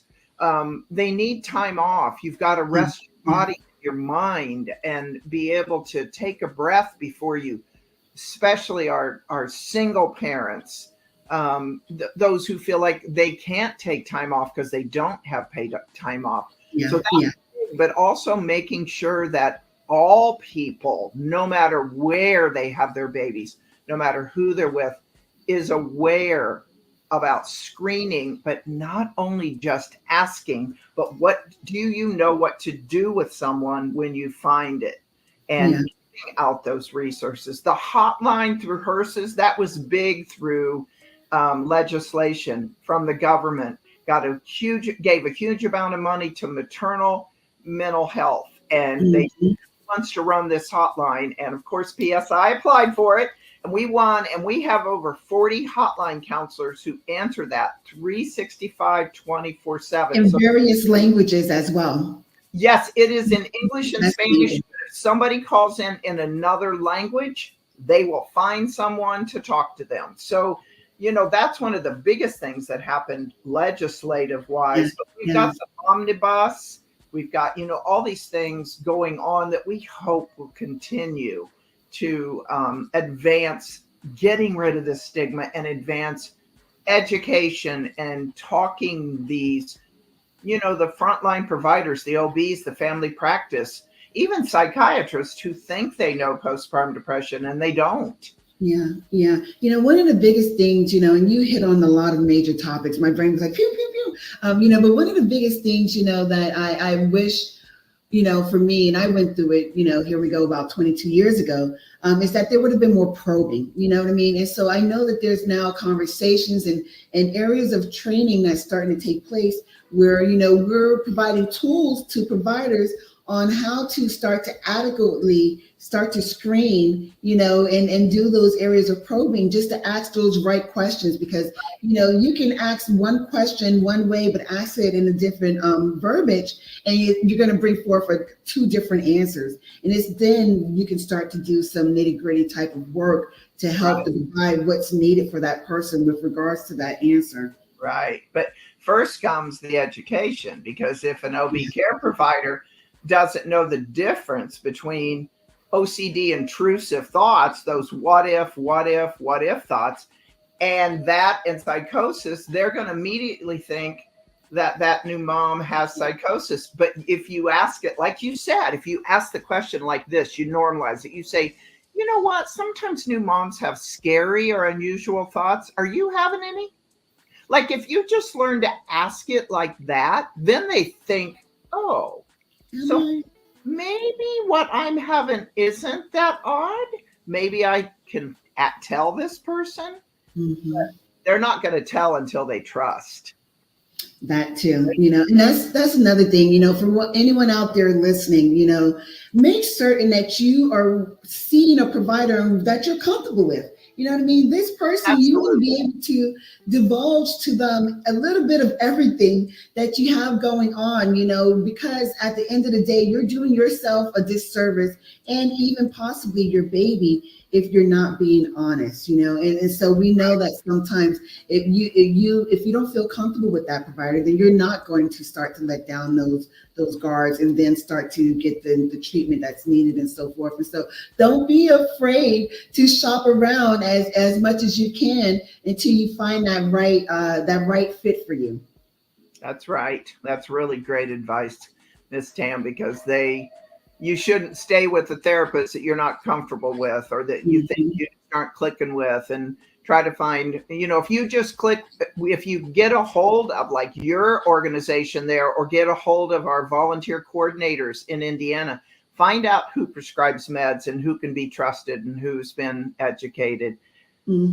I'd love to have a training in Florida. We're hoping to have one in Florida next year. I've been asked by Tampa area. Where are you? I'm in Palm Coast on the east side, so I'm on the opposite end. But you know what? It's nothing but gas. I'm on my way. That's right. That's right. But yeah, and so and speaking of training and education and so forth, what we do know is that we have to do a better job at getting these providers, to your point, more educated on the different symptoms. And so what are some of the symptoms, especially back when you were in the clinical side of operations, that you saw that were really prevalent? It was like, okay, yeah, we know this person needs this, that, and that we need to work to get them the resources like now. Well, we have to start. I always say we should start in junior high, right? Middle school, educating, because it's so common. When you say 1 in 5 to 7 women, that's common. That's more common. It's more common than getting preeclampsia, or it's more common than getting gestational hypertension or gestational diabetes. Yet we screen every single person during pregnancy for those things, but we just shy away from screening about a mental health disorder, as if this head's not attached to this body. But we aren't telling the truth. We aren't saying how common it is. We aren't saying you got this not because you're weak, not because you're a bad mom or a bad dad or a bad parent. It's because you had a lot of risk factors. So what I taught at my hospital, you got taught it in childbirth ed. You're sitting there with your first pregnancy all smiley, and you don't know about how much your life's about to change, right? No idea. Think back on that first pregnancy, and you just sat there in your little childbirth ed class and you decorated the nursery and you're like, I'm all ready to play house. And then that baby gets here and you're like, whoa. So if I taught the childbirth educators at my hospital, teach about it in childbirth ed, say, here's what it looks like. It can be depression, OCD, intrusive thoughts, PTSD. It can be psychosis, bipolar. And then what are the risk factors? So like, who gets this? Everybody thinks that postpartum depression is the baby blues. The baby blues is because of hormone changes in that first, like right after delivery. And baby blues peak at 3 to 5 days because of hormone changes, but they don't last more than 2 weeks. So if people are saying to you, they got the baby blues at 6 months, no, it's not. Something else is going on. So first teaching point is you're teaching in childbirth ed, and you're teaching people at every single person who crosses the path of a pregnant or postpartum woman, you should be teaching baby blues only last 2 weeks. After that, something else is going on. Here's why you got it. Because you have a personal or family history of some of those things, depression, anxiety, whatever. You got bad PMS. You were a moody teenager. You're moody with birth control methods. You have multiples. You have your mother maybe died, your relationship with your mother, previous losses, previous miscarriages, previous termination for medical reasons, and diabetes, thyroid. And it goes on and on and on, Tam, how many risk factors that you say, I want someone to hear me teach, and I want them to walk away and say, wow, I've got a lot of those risk factors. I should watch for this. But I also want to tell them what it looks like. And so not only what are the risk factors, but what's it really look like? Because when you say postpartum depression to most people, what do they say? That means crying all the time. That means I want to kill my baby. Nope, let me tell you, it could be depression, overeating, oversleeping. It could be anxiety, can't fall asleep, can't stay asleep, worry, no appetite. It could be intrusive thoughts, like we just said, what if? It could be cleaning, checking, counting, ordering. You had a traumatic birth. You could have already had bipolar disorder or get diagnosed with it the first time. If we say all that every time we cross and you can do it, you can learn to do it in less than 5 minutes. It's not that hard. So that they say, oh, or their partner later says, do you remember when Bertie taught our childbirth ed class and she said, blah, blah, blah. I'm wondering. And so, you have to say all those things. Baby blues only last 2 weeks. And then here's what it could look like. And did you know how common it is? There is treatment available. You don't have to feel rotten. No, and I think that's the biggest thing, for out of everything that you said, an individual could be like, oh, no, me, Not me. yeah, but you're not alone. You know what I mean? And so just take that to bat, take that to the bank. You're not alone. You don't have to stay stuck in a silo experiencing these things. And sometimes if you stay in that silo too long, it's going to be harder to put the corrective measures into place. And It so just gets worse, right? Exactly. And if we can't say it enough today, we want you all out there viewing just to know, organizations like Postpartum Support International, major, big umbrella of other additional services that trickle down, and you don't have to go through it alone. You don't have to think that, oh my gosh, I don't want to eat. I don't want to feed this baby. You know what I mean? I don't want to I'm change. not in love with this baby like you all said I would be. Yeah.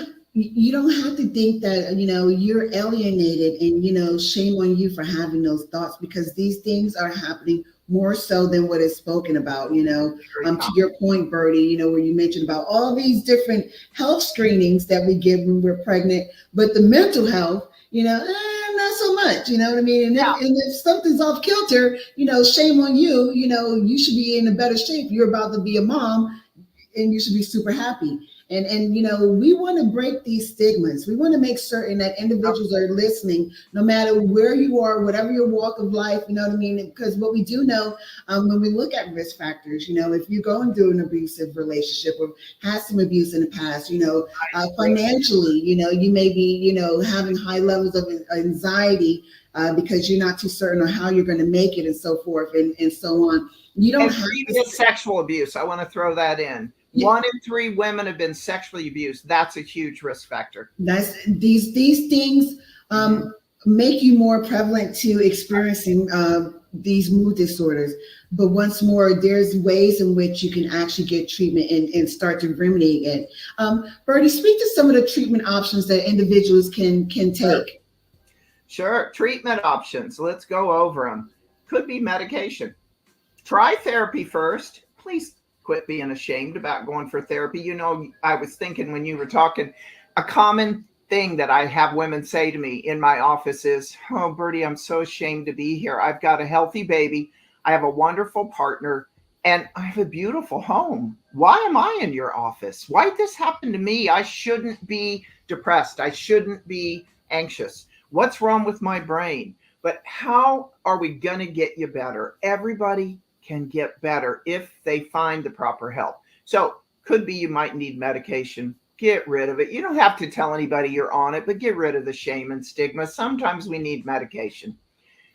And you may need a therapist. Get rid of the shame about a therapist. Good therapist trained in this area is going to help you get through it. And then support groups. Those are the 3 biggies for starting out getting treatment. Get online with PSI. We have a support group, many, every day of the week. And then right there, like in Florida, where you are, there are support groups in person. There's also online ones in every one of your states, and even out of the country have support groups, either live or virtually. Other than those 3 big things like eating well, getting enough sleep, which is hard with the baby. You don't know how to do that when you have your first, especially. But if you're worrying so much that you can't fall asleep or stay asleep, then we can't go without sleep. Are you sleeping too much? You got to stop that. That's depression. Also going for a walk, not exercise. Please just go for a walk. We have found studies have found yoga. Get on YouTube and find some yoga exercises. It's shown that it helps.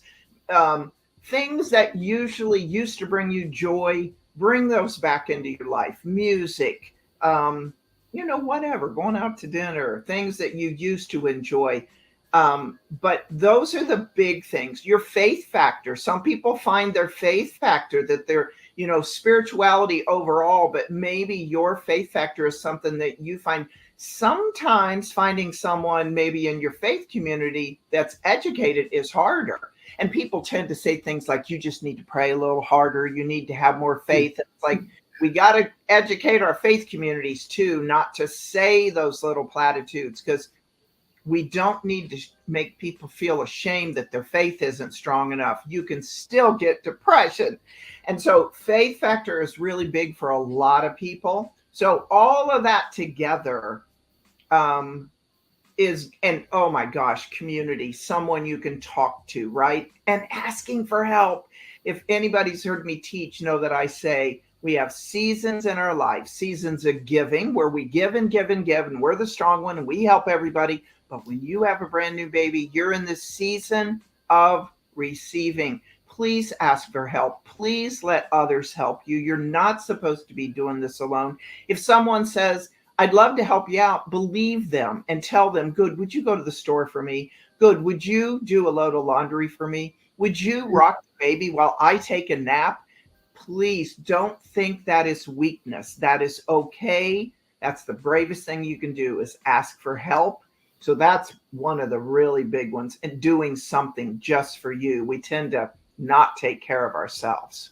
Yeah. These are all major things that you hit on, and everyone, I hope you're out there listening. We're talking about, this isn't just a fundraiser, you know what I mean? Right. We're providing awareness, because this conversation is way overdue. When we think about yesteryear, and we were talking about that earlier, we had a speaker on, Birdie, and she, in her 80s, and talked about, we sucked it up, kept it going. You kind of felt something was off, and even so forth, and to where I say that, my son, we're talking about 22 years ago, and there were no conversations, there were no probing questions, you know what I mean? And even afterwards, where I felt that my psyche was off, it still wasn't something that, I was able to actually get the services in which I so desperately needed. There was an organization that, Children's Home Society, but when we talk about making certain that you're able to connect with someone so you can start to let down your guards, I promise you, I'm talking about what I know, right? And so I just sat there in a parenting class and I was like, okay, you know what I mean? They were talking about breastfeeding, my son wouldn't latch, so I, felt like, you know what I mean?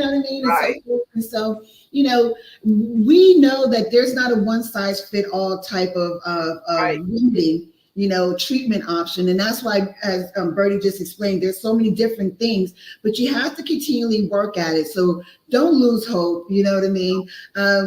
Favored, we're here. PSI, they're there. There are others. So there's so many other resources around. Birdie, if you had a jewel, a nugget that you wanted to provide to someone, what would you tell them? I'm just going to repeat myself, and that is, my jewel is always, you are not alone. This is so common. 1 in 5 to 7 women, 1 in 10 men. You're not to blame. You didn't do something wrong. You're not a bad mom. You're not a bad dad. You're not bad parents. Sorry, you got a lot of risk factors. Yeah. But with the reach out for help, with the proper treatment, you will get well again. This will not last forever. You will look back and say, wow, but the longer you wait to get treatment, the longer you're going to feel rotten. So don't do it. Reach out for help. Absolutely. Absolutely. Birdie, how can folks get in touch with you? You can find me. You could Google me and find me, but my because I teach so often, but you can find me at B as in Birdie, my first initial, and last name Meyer, and it's spelled MEYER, at postpartum.net.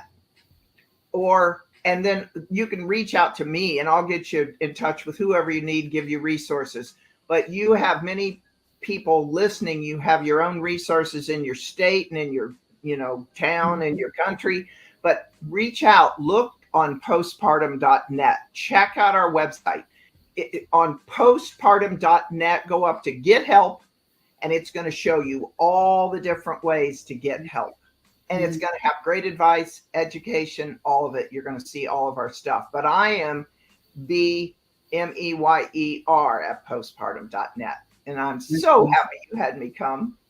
Thank you. I'm so stoked that you are here as well in attendance. And for anyone, if you didn't catch all of that, you know what I mean, please remember that I am, and I represent Maternal Matters Favored. I am the Central Florida Regional Chair for Postpartum Support's Perinatal Mental Health Alliance Division. And so I can make certain that I get you connected as need be, not just for the state of Florida. If I need to move it up another level on a national spectrum there, we're here once more. It's not widely spoken about, but there are individuals that are really here that are adamant in serving individuals that are in this underrepresented population. It's not that you're going to get coupled in with someone else that's going through something completely different, than what you're specifically going through. And so where my specialty is substance use disorder, if you have a birthing trauma, we make certain that we get you with someone that's going to meet you where you're at specifically.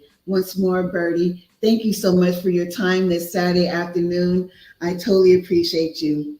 Thank you for having me. Awesome. Good stuff. Good stuff. We are steadily rolling. OMG. Gosh, we started at 10. So we are a couple hours in. I just want to thank individuals like Birdie. I want to thank Postpartum Support International. They kind of gave me an opportunity to cut my teeth when I started volunteering for them a couple years back. And so once more, there are organizations, there's opportunities for you to actually get the services that you need. And if your symptoms are not something that we mentioned, but you feel like still something is off, please reach out. You know what I mean? This is what we're here for. And we're willing and able to work however which way needed to make certain that you don't have to kind of go at this alone. Because what we do see sometimes as far as risk symptoms is that sometimes people don't have the support. I think we were talking about that with Tasha and Rachel, you know what I mean? If you don't have family support, if you don't have community support, sometimes we find situations where a person may have moved to another state, you know what I mean, with someone and that didn't work out. And now you're going through all these different emotions because you got a child. It happens. It's life. But once more, you don't have to do this thing alone by yourself. I thank you all for just tuning in. For those that have been with us since 10 a.m., for those of you that are just tuning in, we are here. My name is Tamara. Everyone calls me Tam. I represent Maternal Matters Favored. We are a 501c3 where we provide counseling, we provide a support group, we have workshops that we do, and we also have a life skills program. And we actually are launching that first session in June 1st to be exact, with True Holiness Deliverance Tabernacle. And they're a church there in Sanford, Florida, for those that are tuning in, that's not local to the Seminole County area. That are doing a lot of good things. We recently attended their community baby shower, and just to see the outpour of help that came in from so many other different organizations, it shows that we're trending in the right place. And so if you haven't already, it's organizations, it's churches like that we're providing support to. So this is where we come in, where we're saying we need some money. Please, right? And thank you. If you can, make certain that you go to any of our sites, our website, our Facebook site, our Instagram site. Information is there for you to be able to do your part in helping to change lives. A donation could go a long way. And when you have many, we know that much it happens, right? And so we just thank you once more for your time. We thank you for tuning in with us. If you have any questions, please don't hesitate to reach out to the information. The number is scrolling on the bottom where you can go ahead and ask your questions.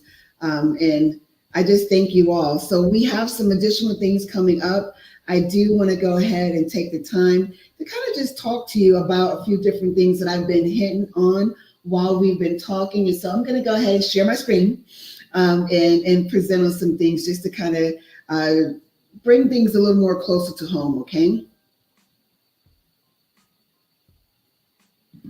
All right.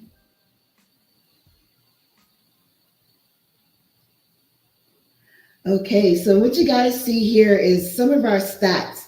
So in 2023, we were able to provide workshops to 82 individuals. And what does that look like? It looks like a lot of work. And so, we have opportunities of 3 weeks to 6 week workshops in which we provide information to a group of individuals and primarily moms. We do have a co-ed workshop that we do out there at First Baptist Orlando with their Haitian ministry, and we actually have a translator who helps us with that. Shout out to Florence, where we translate all of our curriculum, even our PowerPoint, into Creole. Because once more, as we do know, this does not discriminate. No matter where you're at, no matter what language you have, you can still experience this. In our support groups for the 2023 year, we were able to reach 138 people. And I want to thank Courtney, one of our board members. Me and her, we ping pong back and forth just to make certain that we were able to provide these services to individuals. And so I thank her because, you know, we were at one point running them every week on a Tuesday evening. And then, you know, now we do it once a month. And so that's been something that's really been major where, as Bertie was saying, support groups, they go a long way, where individuals have a safe space to talk about some of the things that they're enduring and pressing through and be able to see that they're not the only ones that are doing so. With regards to one-on-one counseling sessions, and so I was able to have 16 of those throughout the year, and you know, I keep a very tight schedule. You know, time management is not a catchphrase, you know, and so I you know, with regards to my work schedule, because I do have a 9 to 5, you know, and then also we want our parents to not miss out on work themselves, you know, and so that's something that we provide after hours just to make certain that we're able to connect with folks and they're able to get some of the life-changing advice and tools and resources to help themselves press through. As I've been talking about, you know, PSI, they do have a Perinatal Mental Health Alliance, and this is specifically for Black and Brown, the BIPOC community and so forth. And so once more, for the state of Florida, it does exist. We have a slew of different providers here up in the Panhandle, Tallahassee type of area. You know, we have 2 providers there in the Jacksonville area. You know, we have another provider on the West Coast in the Central region. And then when we get further down the state of Florida, we have 2 providers, one of which Tasha, who was on a little earlier, and where we work to provide services. We make certain that we get folks networked in with those that they need to, you know, because once more, my specialty may not be the specialty that you need, or you may need someone that's actually closer, or whatever that service looks like. We are your go-to people. And so more ways in which how you can contact someone is actually located on our resource page on our website. So if you go to mmfavor.org/resources, just scroll down. Everyone's email addresses are there, and you can begin to start to get the tools that you need once more to help you navigate perinatal and postpartum levels of mood disorders. So as I mentioned, I am a part of the Florida Maternal Mental Health Collaborative, and it is it's an amazing group of individuals that are at some very big governing levels in regards to different policies and so forth. And we get together and we talk things, right? And we help push different initiatives forward. And so it's the Florida Department of Health, it's the Agency for Healthcare Administration. There's a few others, you know, we have some doctors on and so forth and so on, in which, you know, we work together on these different areas of operations. And so if anyone is interested in finding out additionally what we're doing and maybe possibly, you know, if you're a provider or a clinician, you want to be a part of it, please reach out and I can help get you plugged in. One of the things that we were talking about in our last meeting is, you know, that in 2019, you know, this is old news, but many people don't even understand and know that Medicaid, there's a housing assistance waiver. And so if you are on Medicaid and you are a part of these specific little pockets of insurance carriers, Aetna, Molina, Simply Healthcare, and Sunshine, you are eligible to receive some funds that can help you, right? And so what we do know is that each year they are willing to provide a housing assistance waiver for up to 4,000 people. And these are with these specific pilot regions. And so, here, my services in which we provide is from Orange, Seminole, Volusia, all the way to Flagler County. And so I wanted to showcase this during this broadcast, because here we have Seminole, Orange, Osceola, and Brevard County that was a part of this initiative, and there's still some funding going on. And so sometimes, when we think about, mood disorders and levels of feeling hopelessness and depressed, when we're looking at our money and it's not making sense, you know what I mean? Please know that there's other opportunities out there where we can help to get you networked in. When we think about Central Florida specifically, there's the Homeless Services Network. I used to work there many moons ago, and so there's ways in which we can make certain that we're helping you to move forward in your life in certain different capacities, right? And so to be eligible, here's the criteria listed here. Medicaid health plan enrollee. You got to be 21 years of age or older. There has to be a diagnosis with a serious mental illness, substance use disorder, or it could be a co-occurring disorder. And so that's both mental health and, substance use disorder that you may be going through. And then, of course, if you're homeless or at risk of being homeless due to these type of disabilities, then this is a program in which you can actually get involved and enrolled in and see what you can do to start to build some sustainability for yourself, for your family, and so forth and so on. I've been saying this throughout the broadcast, and I just want to bring it up again. Florida statute 383.2163, it really talks about telehealth for the minority population. And as I mentioned, sometimes folks can't get out to go and get counseling. What we did see during the pandemic was that, we weren't able to get out. And so with that being said, in the healthcare industry, since coming out of the pandemic, there's been a push to actually have that become a regular norm, where it's actually an option that a person has. Sometimes depending on a person's comfortability level, they may not want to be out in public and so forth and so on. So this statute is being once more spearheaded by the Department of Health with regards to telehealth, and it's a minority maternity care program, so that services can be provided to those that are in this space here. And so if you want more information about that, please reach out to me. I can let you know about it. With providers and being able to bill for it through different healthcare coverages, what we did learn during the pandemic is that you have to have that modifier, GT modifier, right? And so forth. And so there's a lot of different ways in which we can make certain that we're all doing our part to help a person that is in this space in need of services. And once more, for a person in need of services, you're not alone. Their legislation is, policymakers, they are working to mitigate some of these risks so that we can make certain we're meeting folks where they're at. I cannot express this enough. Anyone who's had one-on-one counseling with me, or just spoken with me, you know what I mean? That a self-care plan is major, and when we look at a self-care plan, there's different components to it. And so what does your spiritual self-care look like, right? What does the people support look like for you? And it doesn't have to be family, you know what I mean? Sometimes it's not the blood is thicker than the water, you know what I mean? It's sometimes completely opposite. What is your mental and emotional self-care? What does that look like? How are you talking to yourself? What are you believing in and trusting for, right? Are you doing some journaling, you know what I mean? Doing some note taking and so forth and so on. What is your lifestyle like? And so we all have dreams, goals, and aspirations, and we may be at a certain level right now, but it's not where we're going to stay.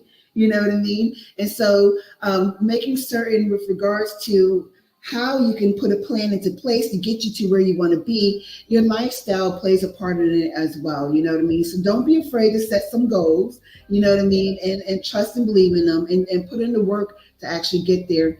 And then, of course, the physical self-care part. So, we've talked about sleep numerous times today, exercise, water intake. That is major, and we're not just talking about the flavored water, right? You need to be drinking some good old-fashioned H2O as well. Are you taking supplements, vitamins? And sometimes, you're balling on a budget, and so you can't necessarily get all of the type of supplements that you need. But please make time and set a budget to get, some multivitamins, right? Because sometimes what we eat doesn't have all the nutrients that our body so desperately needs in order to balance out our emotional and mental health. So these are things as well. And breathing, right? And so we are on the go, especially in these present days and times. There's just go, go, go, go, go. And you have to take time to pause, to breathe. And so there are a slew of breathing exercises that a person can do. And you can Google it. You can actually Google it and be able to, take that time to breathe before you move to the next task or next whatever that looks like that you have to do. Sometimes myself, I find that I'm in several events, a meeting, and so forth and so on, all in one day. And so what does it look like, just to pause and pull over and breathe? That's something that I'm preaching to the choir. You guys get it, right? And so if you haven't, just take a picture of this that I have up here. If you've ever gone through one of our services, or if I've seen you, if I've been at an event, I'm very big on giving out mental health kits. And, aside from, the bath bomb and the little nice lotion and all that kind of fun stuff, in there is also a mental health safety plan, because we have to be able to be prepared in case anything takes place in our lives. And so I'm going to go ahead and pause for those that may be trying to jot it down or taking a picture of it. Amen. Amen. That's wonderful. Wonderful. Wonderful. Thank you, Tam. We appreciate it. I just wanted you to know that Mother Jacqueline is here and she is ready to come in and share her experiences. I'm pretty sure we'll get back to your presentation in just a little bit. So, hello, my dear. Hello. Hi. I'm so excited. Oh my gosh, I'm so super stoked that you're here. For anyone who doesn't know Miss Jacqueline, she is super amazing. She actually provided a video last year that we played several times because it was just heart-wrenching. But let me go ahead and give you your introduction. And so Miss Jacqueline Roser, she was born as a twin. Her brother's name is Raymond. And so she always knew that her words had power. She was her brother's voice for years. When she herself had twins at the age of 29, communication was key to making sure her twins and other two children that she had were able to say what they meant and mean what they say, often telling them to listen to their hearts and just say it. And I love that you say that. And so she is the founder of Say It Publishing and Marketing, and is now now a foundation for books and greeting cards and poetry and other aspects of business. Hi. Hi. Oh, how are you today? I'm so excited. I'm trying to tell you, this tech situation, and I would not get off the computer. I said, I'm going to find this situation because I know I did it yesterday. So I'm excited to be here. Thank you for inviting me to let me share my story. Absolutely. And, for me, it's very important that we hear transparent, full gut stories from everyone. You know what I mean? And when last year, when you just sent over that video, and I was like, whoa, you know what I mean? Knowing that we were having this, our annual event coming up, I wanted to make it my business to connect with you and see if we were able to meet in person. And so I'm so glad that you're here. Miss Jacqueline, tell us what brought you into this space? Why did you say, yep, Tam, I'm there. I can do this. Okay, I wrote out a little bit of something because I haven't been a speaker for so long. And at 70, I was like, come on, girl, you got something to say? And so Tell them your age again. Can I just share my little bit of situation? I wrote it out. So anyone that's listening to this and see me looking down occasionally, it's all good. It's my words. I wrote them. I mean it. They're coming from my heart. My name is Jacqueline Eugenia Rozier. I live in Arizona, even though I'm from New Jersey. Lived in New Jersey for 45 years almost. Then moved to Arizona. And I'm telling you, I am loving my palm trees and my mountains. Okay. I have 4 amazing adult children who are now 45, 44, and the twins I told you about are 42. I am honored and excited to be here to share my victory story, I call it. Years ago, I read a piece of poem by Khalil Gibran, and it's titled On Children, about children. I want to share it with you. And a woman who held a babe against her bosom said, "Speak to us of children." And he said, "Your children are not your children. They are sons and daughters of life's longing for itself. They come through you, but they don't belong to you. You may give them your love, but not your thoughts, for they have their own thoughts. You may house their bodies, but not their souls. For their souls dwell in the house of tomorrow, which you cannot visit, not even in your dreams. You may strive to be like them, but seek not to make them like you. For life goes not backwards, nor tarries with yesterday. You are the bows which your children are sent forth as arrows. The archer sees the mark upon the path of infinity, and he bends you with his might, that his arrows may go swift and far. Let your bending in the archer's hand, which is God, the maker, be for gladness. For even as he loves the arrow that flies, our children, our babies, so he loves also the bow that is stable, the mother. I share this poem because once I read it, I was delivered from the torment and frustration about what I did and did not know and understand about how to be a mother. Let me share a little history. My mother, rest her beautiful soul, was date raped and had my twin and I at 17. She said she was in a deep state of depression and decided to rebel against the relatives who were raising her.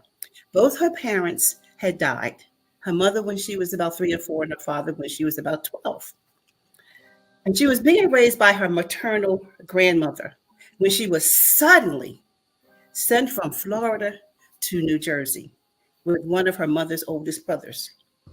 And being a Southern girl, this was extremely traumatizing. At 16, she had already met the love of her life. She was getting married after she got out of high school. This left her, the fact that she had to leave her future husband, it pushed her into deep depression. And about a year later, she shared that my father begged her to go on a date. And he said, someone so pretty shouldn't be so sad. Unfortunately, this was the 1950s. Date rape was a hard pill to swallow. She became pregnant and was forced to marry this stranger. She turned 18 4 days before she had premature twins, me and my brother. By the time she was 20, she had 4 children and was married to a stranger. She became the perfect person for mental and emotional decline. She shared that when she carried all of us, she was a mental and emotional mess. In spite of it all, though, she got her GED, got 4 college degrees, and one of the degrees was in psychology because she was trying to fix herself. She was trying to get out of this trauma, this depression. What is going on? I'm not sure how physical DNA. I know that physical DNA goes from person to person. Well, how about emotional and mental DNA? I know for a fact I spent years feeling estranged and disconnected from both my parents. Mm-hmm. Now, don't get me wrong. My mother was a loving, phenomenal, educated, kind, and wise woman. However, she was so fragmented and detached from her authentic self. I was in my 40s and I realized I had to teach my mother how to hug me. It's not that she rejected the hug, she just know how to initiate it. Yeah. Okay, let me back up a little bit. Married in about to give birth in 1978, no one had conversations with me about mental and emotional preparation for having a baby. Yes, I had the typical baby shower with all the materialistic needs in abundance. However, whenever I would talk about how nervous and unprepared I was, I got the usual, oh, girl, we got you. We're going to be there for you. We're going to show you how to change the baby's diapers and how to feed the baby and burp the baby and all those things. I was asking, what am I to do? Am I ready? I was so terrified. This human being was growing inside of me. It was freaking me out. Oh my gosh. I mean, I was 25, but still having a baby. I mean, when you realize that this living soul is growing inside of you, I just didn't know what to say.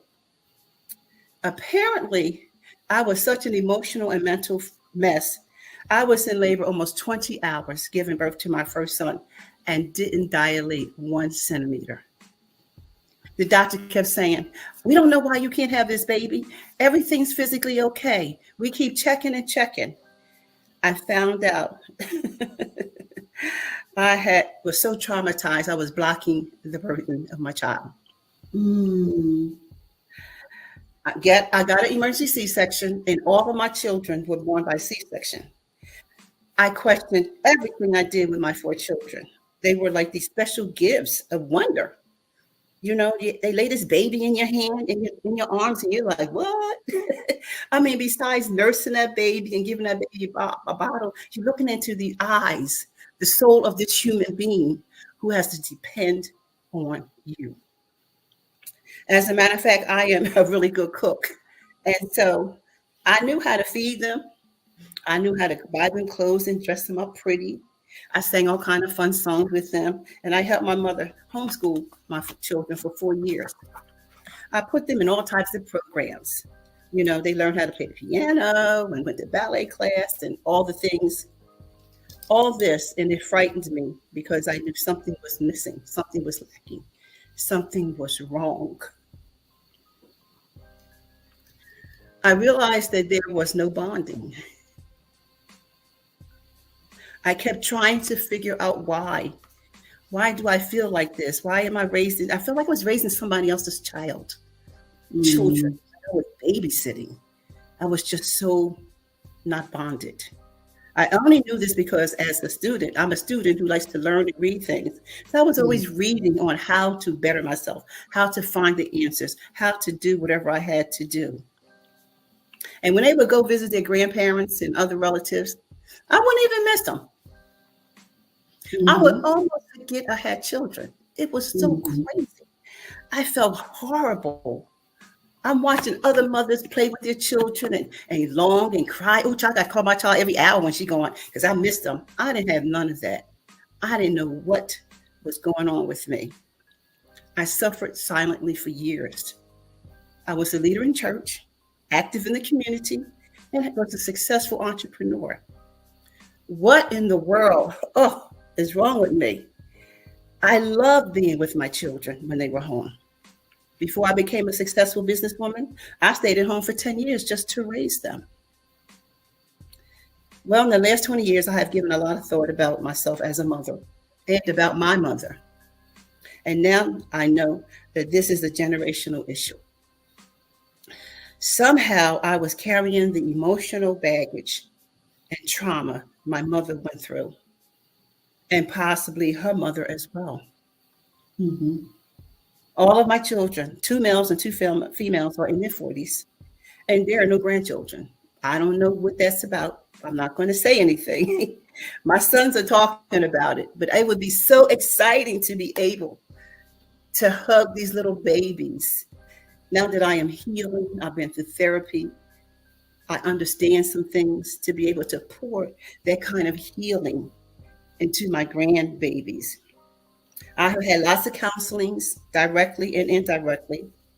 And I know that today that I'm in therapy at 70.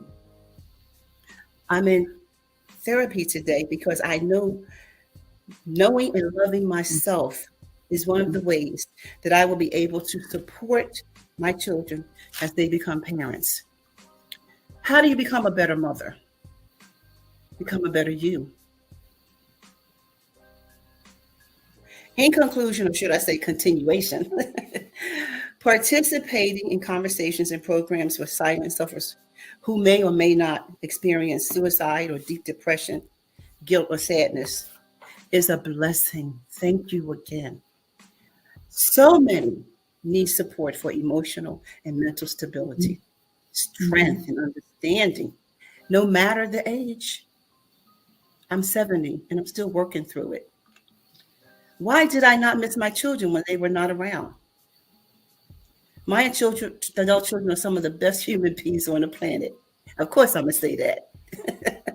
Almost everyone who meets them wants to claim them, adopt them as their own.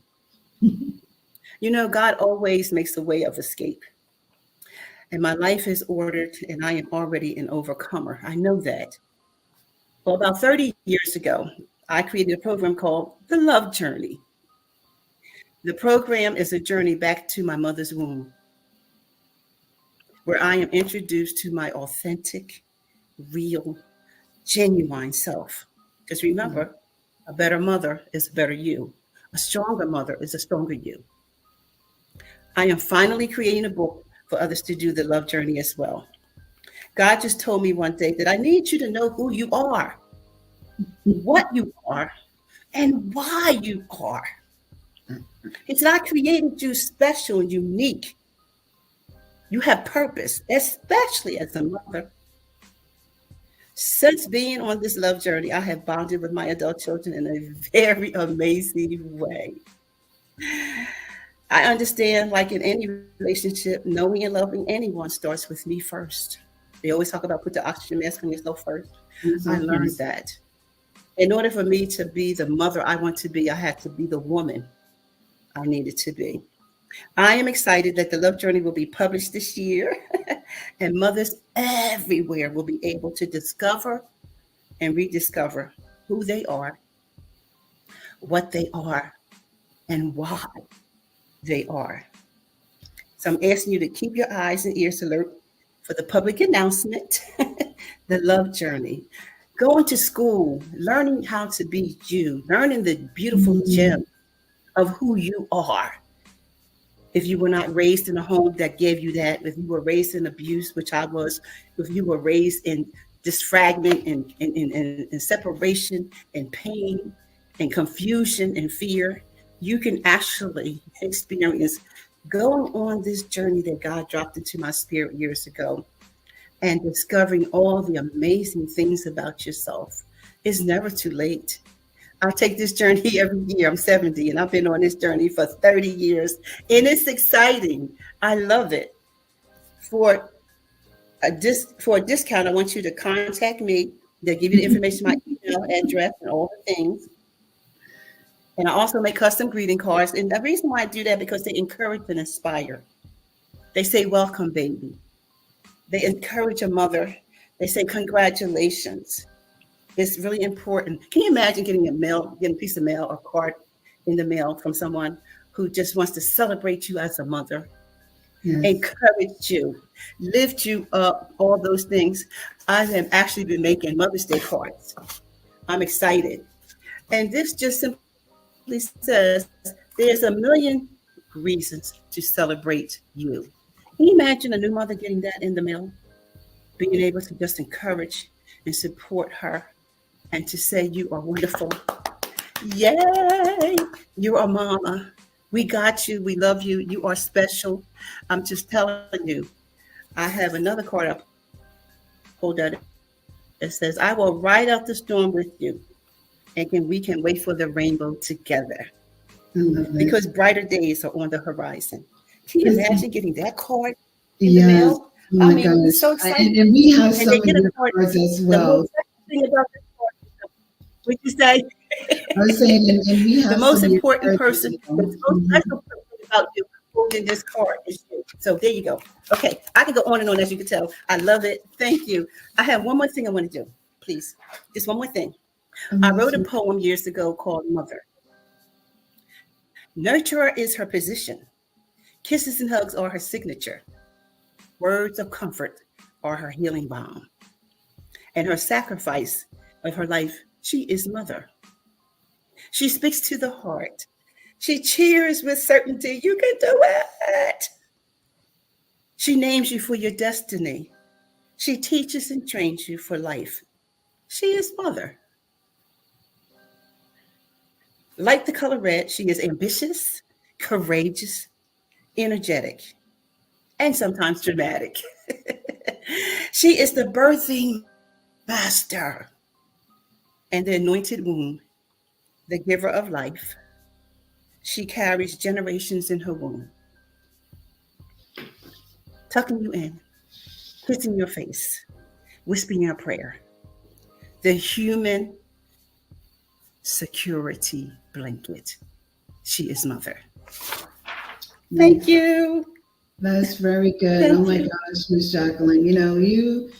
When you were telling your story, even though you wrote it down, and I give you your props for that, right? Because sometimes when we're talking, we're like, oh, I should have said that. I meant to say this. I was, but what hit home for me, with regards to my postpartum, I couldn't hug my son. You know what I mean? And even like in his, early adolescence. And I had to one day when I started recognizing like this was a regular thing that I'm doing, I had to start to unpack that, you know what I mean? And it was like, I remember I didn't grow up in a household that was, emotionally, it was, showing love, you know what I mean? My mom didn't give hugs. My pops, I got some Barbies, you know what I mean? I got some jewelry. I had some money when I went to school, you know what I mean? But I didn't grow up with that. And so as I, in my motherhood, working through, my own levels, I remember once I had to tell my son, when he would reach out and hug, and it was like, I'm so sorry, you know what I mean, that I have difficulty in this because I didn't grow up with it and I had to be transparent. And so throughout the years, you know what I mean, I've gotten so much better, and now I sometimes just come up on them. I'm like, kind of a thing. And I remember it was like a process. Oh, wow. Where, sometimes, I was able to do it for 10 seconds and then I was able to do it for 30, you know what I mean? And, there's been times just hugging and crying, you know what I mean? Especially when we were, one night having a real in-depth conversation about all the Black males being killed and him being a driver, and just all the things that we had to talk about there. But that right there, just to hear you say that, I kind of like had to hold back tears because it's a thing, you know what I mean? And so I thank you for your transparency here, just sharing a story, that was your mom, but talking from a space of a child and how they were impacted from their mom going through the postpartum and the perinatal anxiety, depression, OCD and bipolarism, everything else, right? You know, what are your thoughts there with ways in which, and I know you kind of touched on it, like some of the ways that you're breaking generational curses, but what would you say to other parents, that may be experiencing it, where you're a child and you were on the receiving end? What would you say to them parents? I would say, first of all, take a deep breath. Because a lot of times when we're traumatized and we're uptight and we're concerned, we actually don't breathe well. And just learning how to just breathe, relax, it relaxes you, it gives oxygen to your body and your mind and things like that.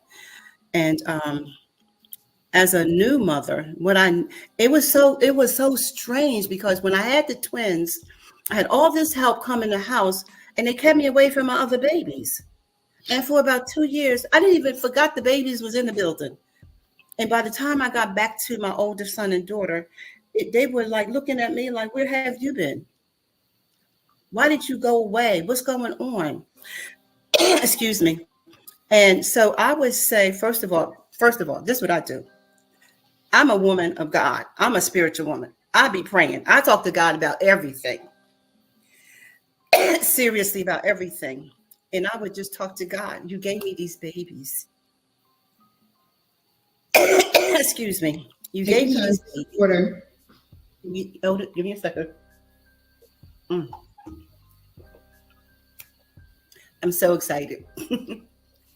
And when I get excited, I talk fast. I run out of breath. But I would talk to God. Talk to God. Talk to the Creator. If you cannot talk to God, there's somebody I know you know love you. A good friend, a mother, an auntie, sometimes a female cousin. I'm so sorry.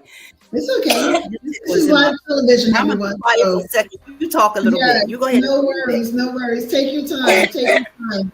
We gonna yeah, I know. Everybody got their water. We're gonna let Sister Jacqueline take just a little break. I want to give you some feedback, Sister Jacqueline, about your reading. One person said that is so powerful. It truly is relatable. Another person said, I felt every line in your story. And did you say your mother was raped on a date? Oh my God. Then we've got Tanya, who said, are you going through a divorce? That's been exhausting. This is her second divorce, which is also exhausting. She also said she's wanting to encourage and support women. Then Veronica Neely Morris, I think we all run in the same circles with our collaboration. She said, great job, ladies. Great job. Yeah. And she was actually a speaker last year as well. Yep. Great job. So I'm wanting you to know that you are reaching people. I had a couple of phone calls earlier, and people are, I don't want to say people are triggered, maybe that is, but people are touched. Another woman said, I thought it was only me. My child was 3 and I still had the blues. Now we understand that after the age of 6 months, that's technically not the blues anymore. No. Not the blues. So we've got just so many. I'm trying to keep up with them, and I appreciate each of you for your phone calls and your text messages. If you called and you went to voicemail, we will do our best to try to call you back. I just, it's completely life-giving. So the tote board right now is at 885. Praise the Lord. 885 with 10 supporters. We've had 2 challenges so far. One challenge was for each author to give $10. We're asking each author to give $10, and they will receive a free book trailer produced by Angie B Productions. Then we had the nurse challenge, since this is Nurses Week, and we were asking for nurses that are watching to give $20 or more. And it looks like Dr. Daniel said, well, here, let me just give you $50. So yes. And he's actually a sponsor of ours as well. And so thank you, Dr. Hop, for giving on top of your giving. Yes. Totally appreciate it. We do appreciate that. So we've got our overseer, Sydney, that has returned. We'll be bringing him in just a moment. And Mother Jacqueline, I don't want you to leave. I'm going to put you backstage for a little bit, if that's okay. And if you can join us again, maybe during Overseer Sydney's time with us, that would be great. If I not, want to answer that last question with regards to being a child on that receiving end. Oh, yeah. Parent with postpartum, what would you tell that parent? And so take your time. Let's definitely circle back to that, because that's major, and I can actually help folks in their thought approaches to actually going to get some treatment, because sometimes you just think that you're really impacting yourself, but once more, it's a ripple effect. Okay. Well, it is 4:30 Eastern Standard Time. It is May 11th, and we'll be back in just a minute, everybody.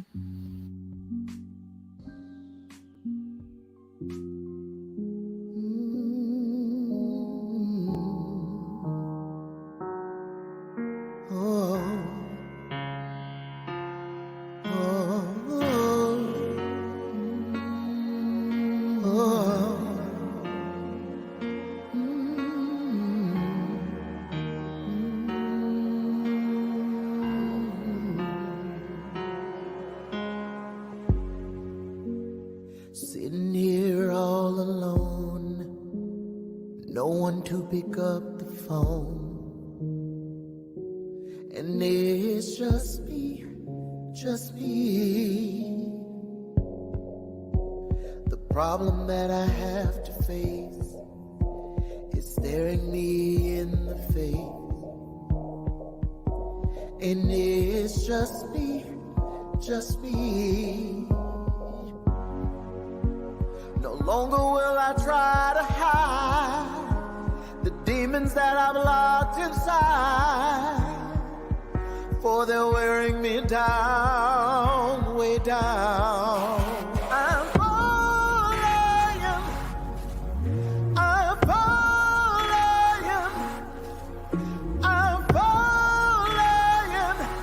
I need you to catch me, 'cause I'm falling and I can't get up. I'm falling and I can't get up. I'm falling and I can't get up.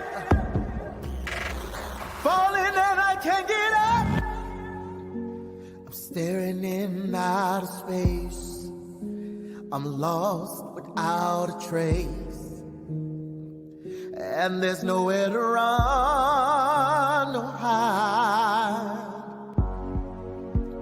No longer will I fear. I'm finally facing my fears, 'cause I'm all straight out and cried out. I'm falling.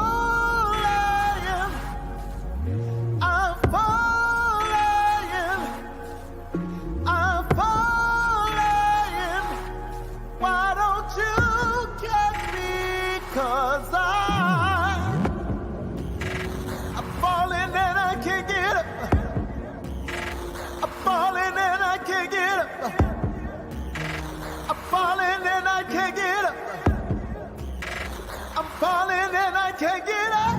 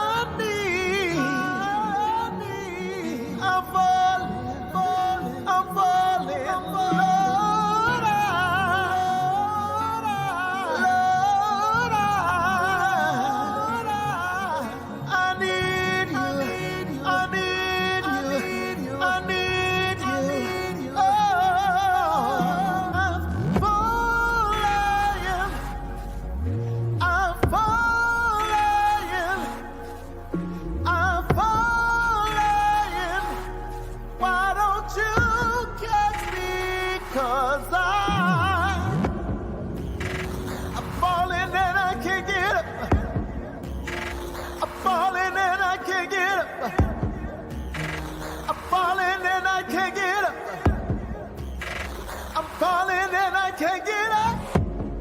Knock and it shall be open. Seek and you shall find. Call his name, Jesus. Sing it now. Knock and shall be open. Seek and you shall find. Jesus, Jesus, Jesus. Knock and it shall be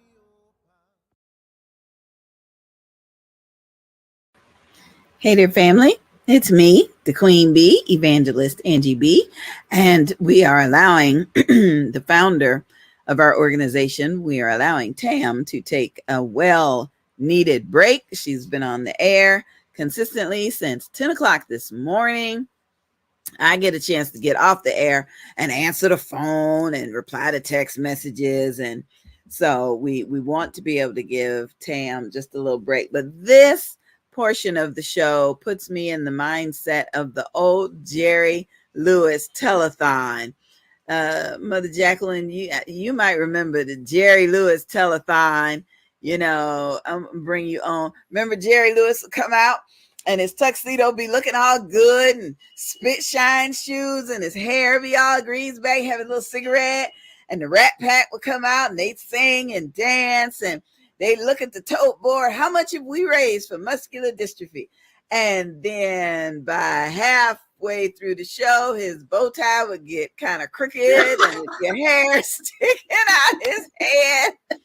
Yes. And, you know, but I mean, that was the Labor Day weekend. It was like the only weekend my mother would let us stay up as late as we could so we could, you know, try to watch the whole show. But by somewhere about the middle of the night, you could tell that somebody went in the back and shook him and said, "Wake up, man, wake up, wake up. We got to show you what the tote board is like." And he was like, "Oh, Lord, can anybody?" So this is our tote board now. We're allowing Tam to take a break because we don't want her coming back looking disheveled. Amen. But Yes. our goal is $2,500. Our goal is $2,500, and we are not there yet. So I'm going to read you a story that is on our donation website. One of our donation websites is givebutter.com, like the butter that you eat, givebutter.com. And then you could just backslash and search for Favor 2024. And so this is the story. And after this story, we're going to have Overseer Sydney come in. But story says, this is an opportunity to save the lives of mothers, fathers, and non-birthing parents who are trying to press their way through perinatal and postpartum mood disorders. If you donate only $45, Maternal Matters Favor can provide their 4-week life skills program services to this underrepresented population.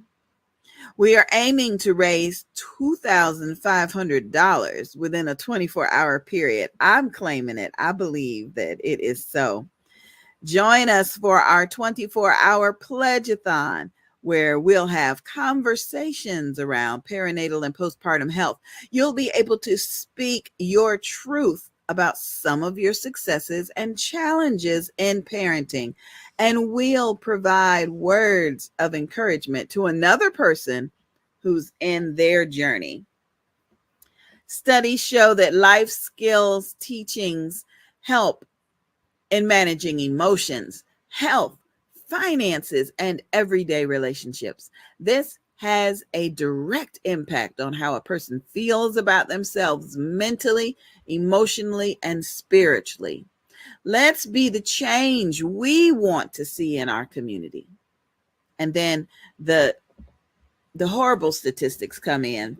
I call them horrible because they are, but it says more than 10% of fathers experience depression and anxiety during the perinatal period. More than 10%. And then they say at least 60% of women with perinatal depression have experienced a mental health condition in the past.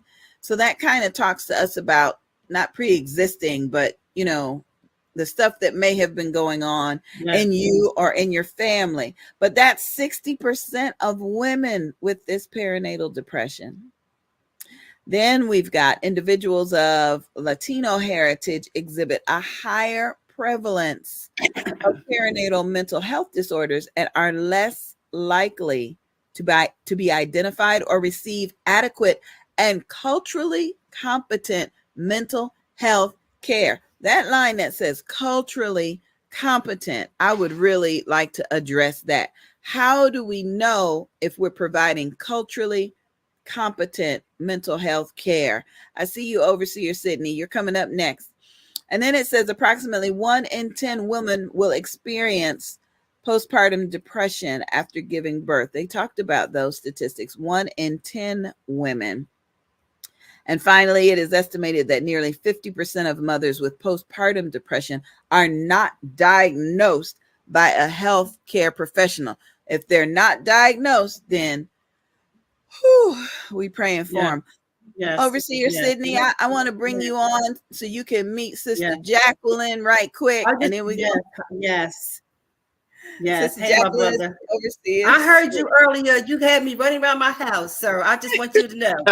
I was glad to hear the brother say something. I'm telling you, it's just so true. You know, I was thinking while you were reading, my sister Queen Bee. You know, it takes the whole the village is gone. I know that part of what we are struggling with is because the village has been fragmented and scattered. It takes a whole village. So when a mother, I just believe everybody that gives birth to a human being is recovering, bringing gotta get their balance back and all the things. You're carrying 2 people. You're feeding and resting and caring for 2 human beings. And I believe that other mothers and fathers and all the community will come together and they will pour into you with words of wisdom and support. They will make sure you are eating, getting good rest, loving on you, clapping, saying, "Oh, girl, that baby is wonderful." And that really gives your spirit an uplift. Thank you. You need it. You need it. Thank you, Sister Jacqueline. Thank you. Thank you. We'll see you back in a little bit. Overseer Sydney, thank you for bringing some testosterone and a male perspective. We keep seeing these statistics. What was that last one? 10% of the more than 10% of the fathers experience depression and anxiety. More than. And I don't know if that's what you want to share, but tell us what's on your heart today about this topic. Well, greetings again. I thank you guys so very much for allowing me in this woman's space because oftentimes men are left out because we don't really understand what women actually go through or care to know what you guys go through, because we will put on the face of it's hard being a man and a woman don't understand what it takes to be a man. And so where in those aspects, it's a true statement, because a woman can't be a man and understand the true trials and different facets of being a man. It is, and what weight comes with being a man, just like we can't understand what being a woman is. And then to carry life, we plant the seed, but the woman carries the life, brings that life, she cultivates that life on the inside of her. She's sitting up at night when the baby's kicking her everywhere she got a rib, and all of those different types of things. And to be able to be here to share just a small taste, you know, of how the men see it, it's truly a privilege and an honor. I don't take it lightly.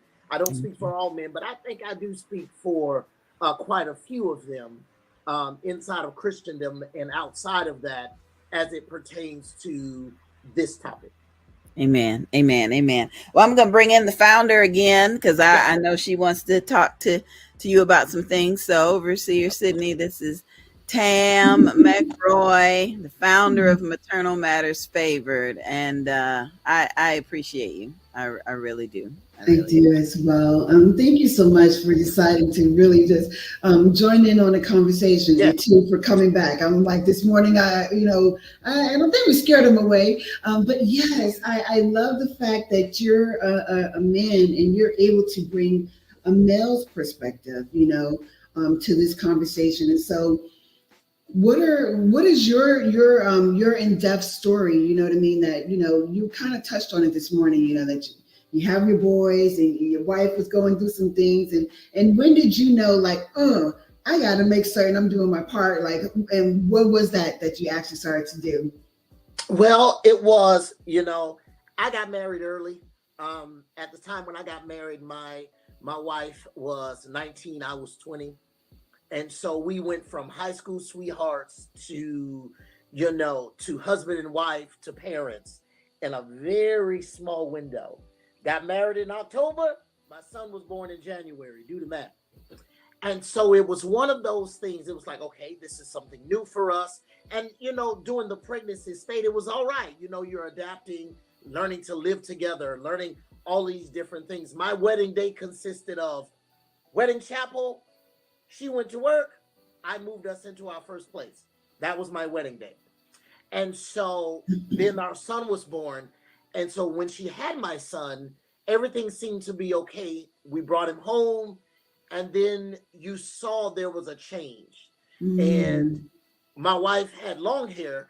And so it was sticking up on top of her head. And she wore this mama's gown, that gown. And, she was breastfeeding and all of those types of things.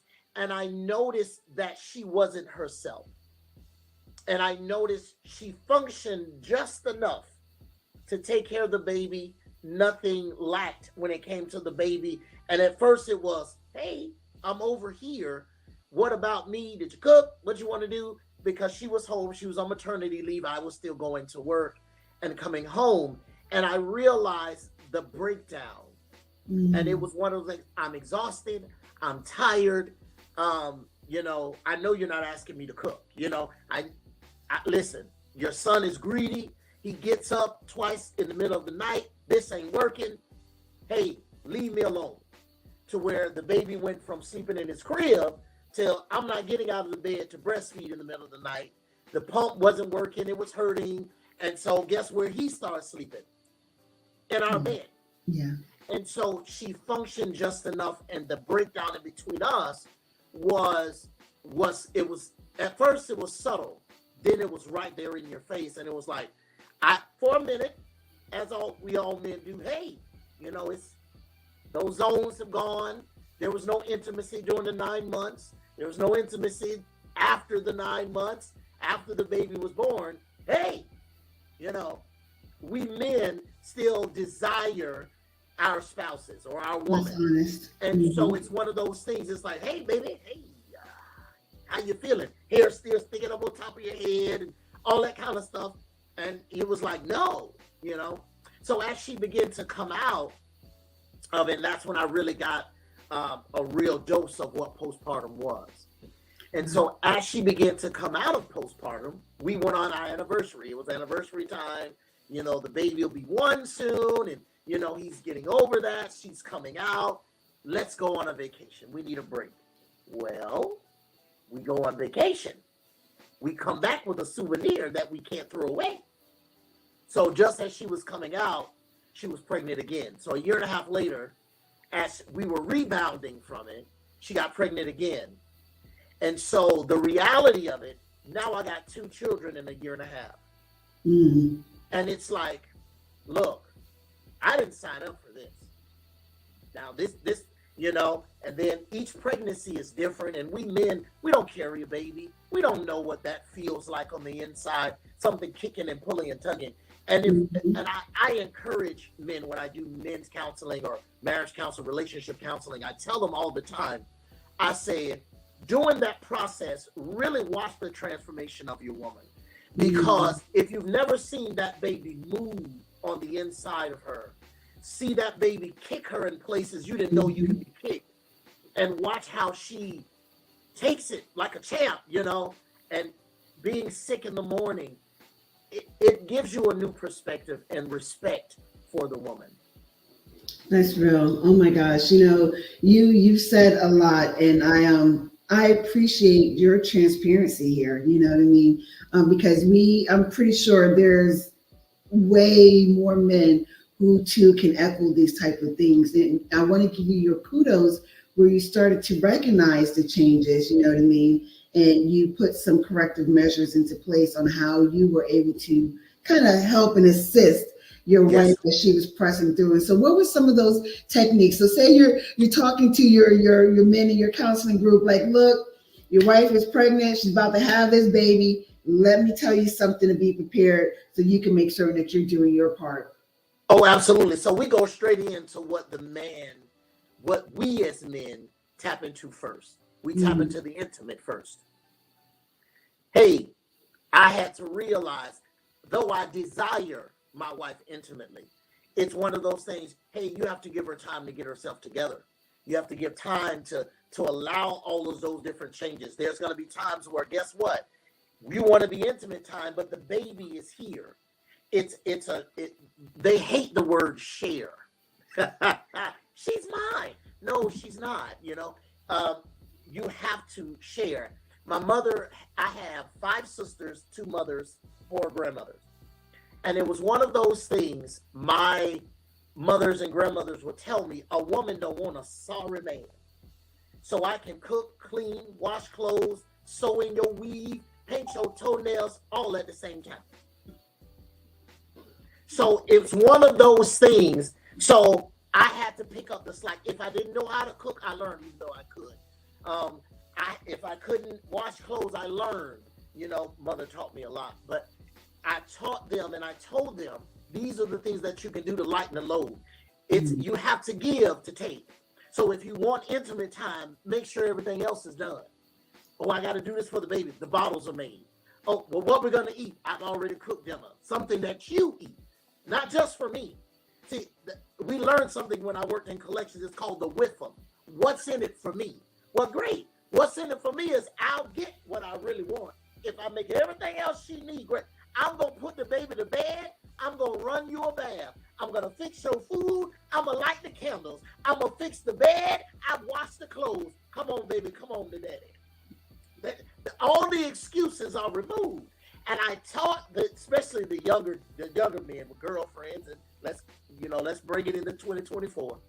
They got girlfriends and baby mamas that are still desiring the same thing, and they look at it different. I'm 43. So when I'm talking to 22-year-olds, 18-year-olds, 16-year-olds who are cohabitating and doing all these different things, I have to be real about it. Listen, this is what you're going to experience. It's a lot when I talk to the different age groups that are in relationship counseling that desire to be in a long-term relationship or marriage. And I tell them, I say, these are the things that you're going to have to learn how to do if you don't. You're going to have to turn the PlayStation off. Grown men, young men. You got to turn the PlayStation off. Take the trash out. You got to clean up. You don't know how to cook. You don't want to burn the food because she'll be mad. Guess what? Hey, be the best orderer you ever seen in life. Show her how to DoorDash. Quick. Do the things. Then ask her how her day was. Yeah. When you come through the door, she don't want to hear about what you went through. She's had your son or daughter all day. Soon as you come in, wash your hands, take a shower, get the baby. First order of business, get the baby. If the baby not asleep, especially if you thinking about something else, get the baby. Baby, what you need me to do? What you need me to do? Where you want me to go? Take the load off. So that was number 1. Number 2, intimate conversation. Keep your hands to yourself. Just talk to her. Don't try to talk to her to rub on her. Just talk to her. That part, yeah. Love her. Love on her. Give her when the weekend comes and you off, it ain't a time to go play ball. It ain't a time to go to the game. Hey, baby, go get your nails done. Your hair sticking up on top of your head. You look good, but hey, go do something about that. You can, and it's those things. Those are the 2 major. He says it with a little more couth than what he just said.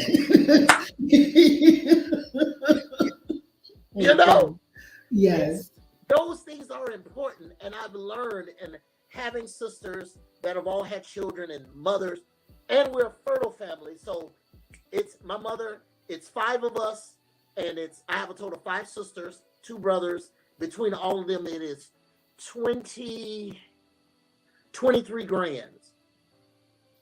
So, and 3 great grands. So it's a lot. We're big. And so you learn these things. And if you don't come from a big family, latch on. Like we were talking earlier, it takes a village. If you don't know, talk to your family members that got children. See how they do it. See what you're signing up for in case you have that on your mind, Yeah, yeah. You know what? To anyone listening out there, this is real life stuff. You know what I mean? And Overseer City is coming from a place of maturity. You know what I mean? When we choose to do things, you know what I mean. You have to, put yourself into a mindset where you're going to be able to work through the outcomes, choices, decisions, and consequences. And so, some of the outcomes of having intimate relationships is a child. And what we do know is that there was only one Mary, right? So it takes two to go ahead and do what's needed to take care of this child. And when you're in a relationship, or even if you're not, but you're a parent now, you know what I mean. You gotta. This is a tag team. We're a partnership for the next 18, sometimes these present days of time, 21, 26 years.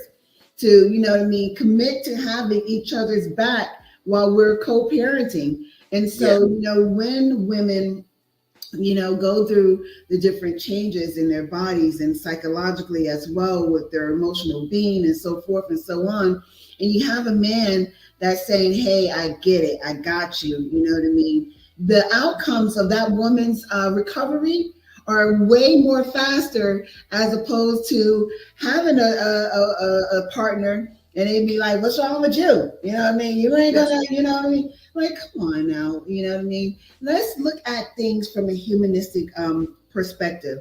And so I once more, I want to thank you for your words and your transparency. If you were to drop a nugget to fathers, what would that be?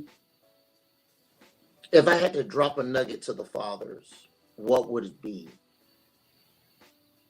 Love her and take care of the children. Yeah. Simple. And because she needs that love. And most men equate love with two things: provision and sex. I'm a man. I'm going to tell you where it was. Yeah. And so we have to understand that they're not synonymous. Your provision doesn't always equate to that you love her. You provide because it's what you're supposed to do. What some men were trained and taught to do. And the sex is something that we like, period. So we know we have to provide to get the sex. Well, how does that equate to that I love you? It doesn't. Yeah, come on now, that is real. Because we, as the man, benefit from both of those. She enjoys it because it pleases you. But what about her needs? And I know some men was like, oh, you're selling out. No, I'm not. I had to learn that. Because that happy wife, happy life, it goes with all of that. How do I love her? Easy. By showing that I take an interest in the things that she likes, the things she likes to do. Fantasia said it in a song. Sometimes in a man's life, he has to do the things that his girl likes. There's nothing wrong with it. Because that's how the cleanup woman or the cleanup man comes in. Because you forget the very small things. And then you neglect the children because you're selfish. I read one of the comments. She doesn't forget about us as men. She doesn't. But the very things that she knew you fell in love with, she's trying to get back to that body because she don't want you to look at somebody else. Because her figure 8 is now a 2 liter. But we forget as men that she just carried our baby. Hats off to the women that carried twins and triplets. Sometimes they do the body in. And some of our sisters do not snap back.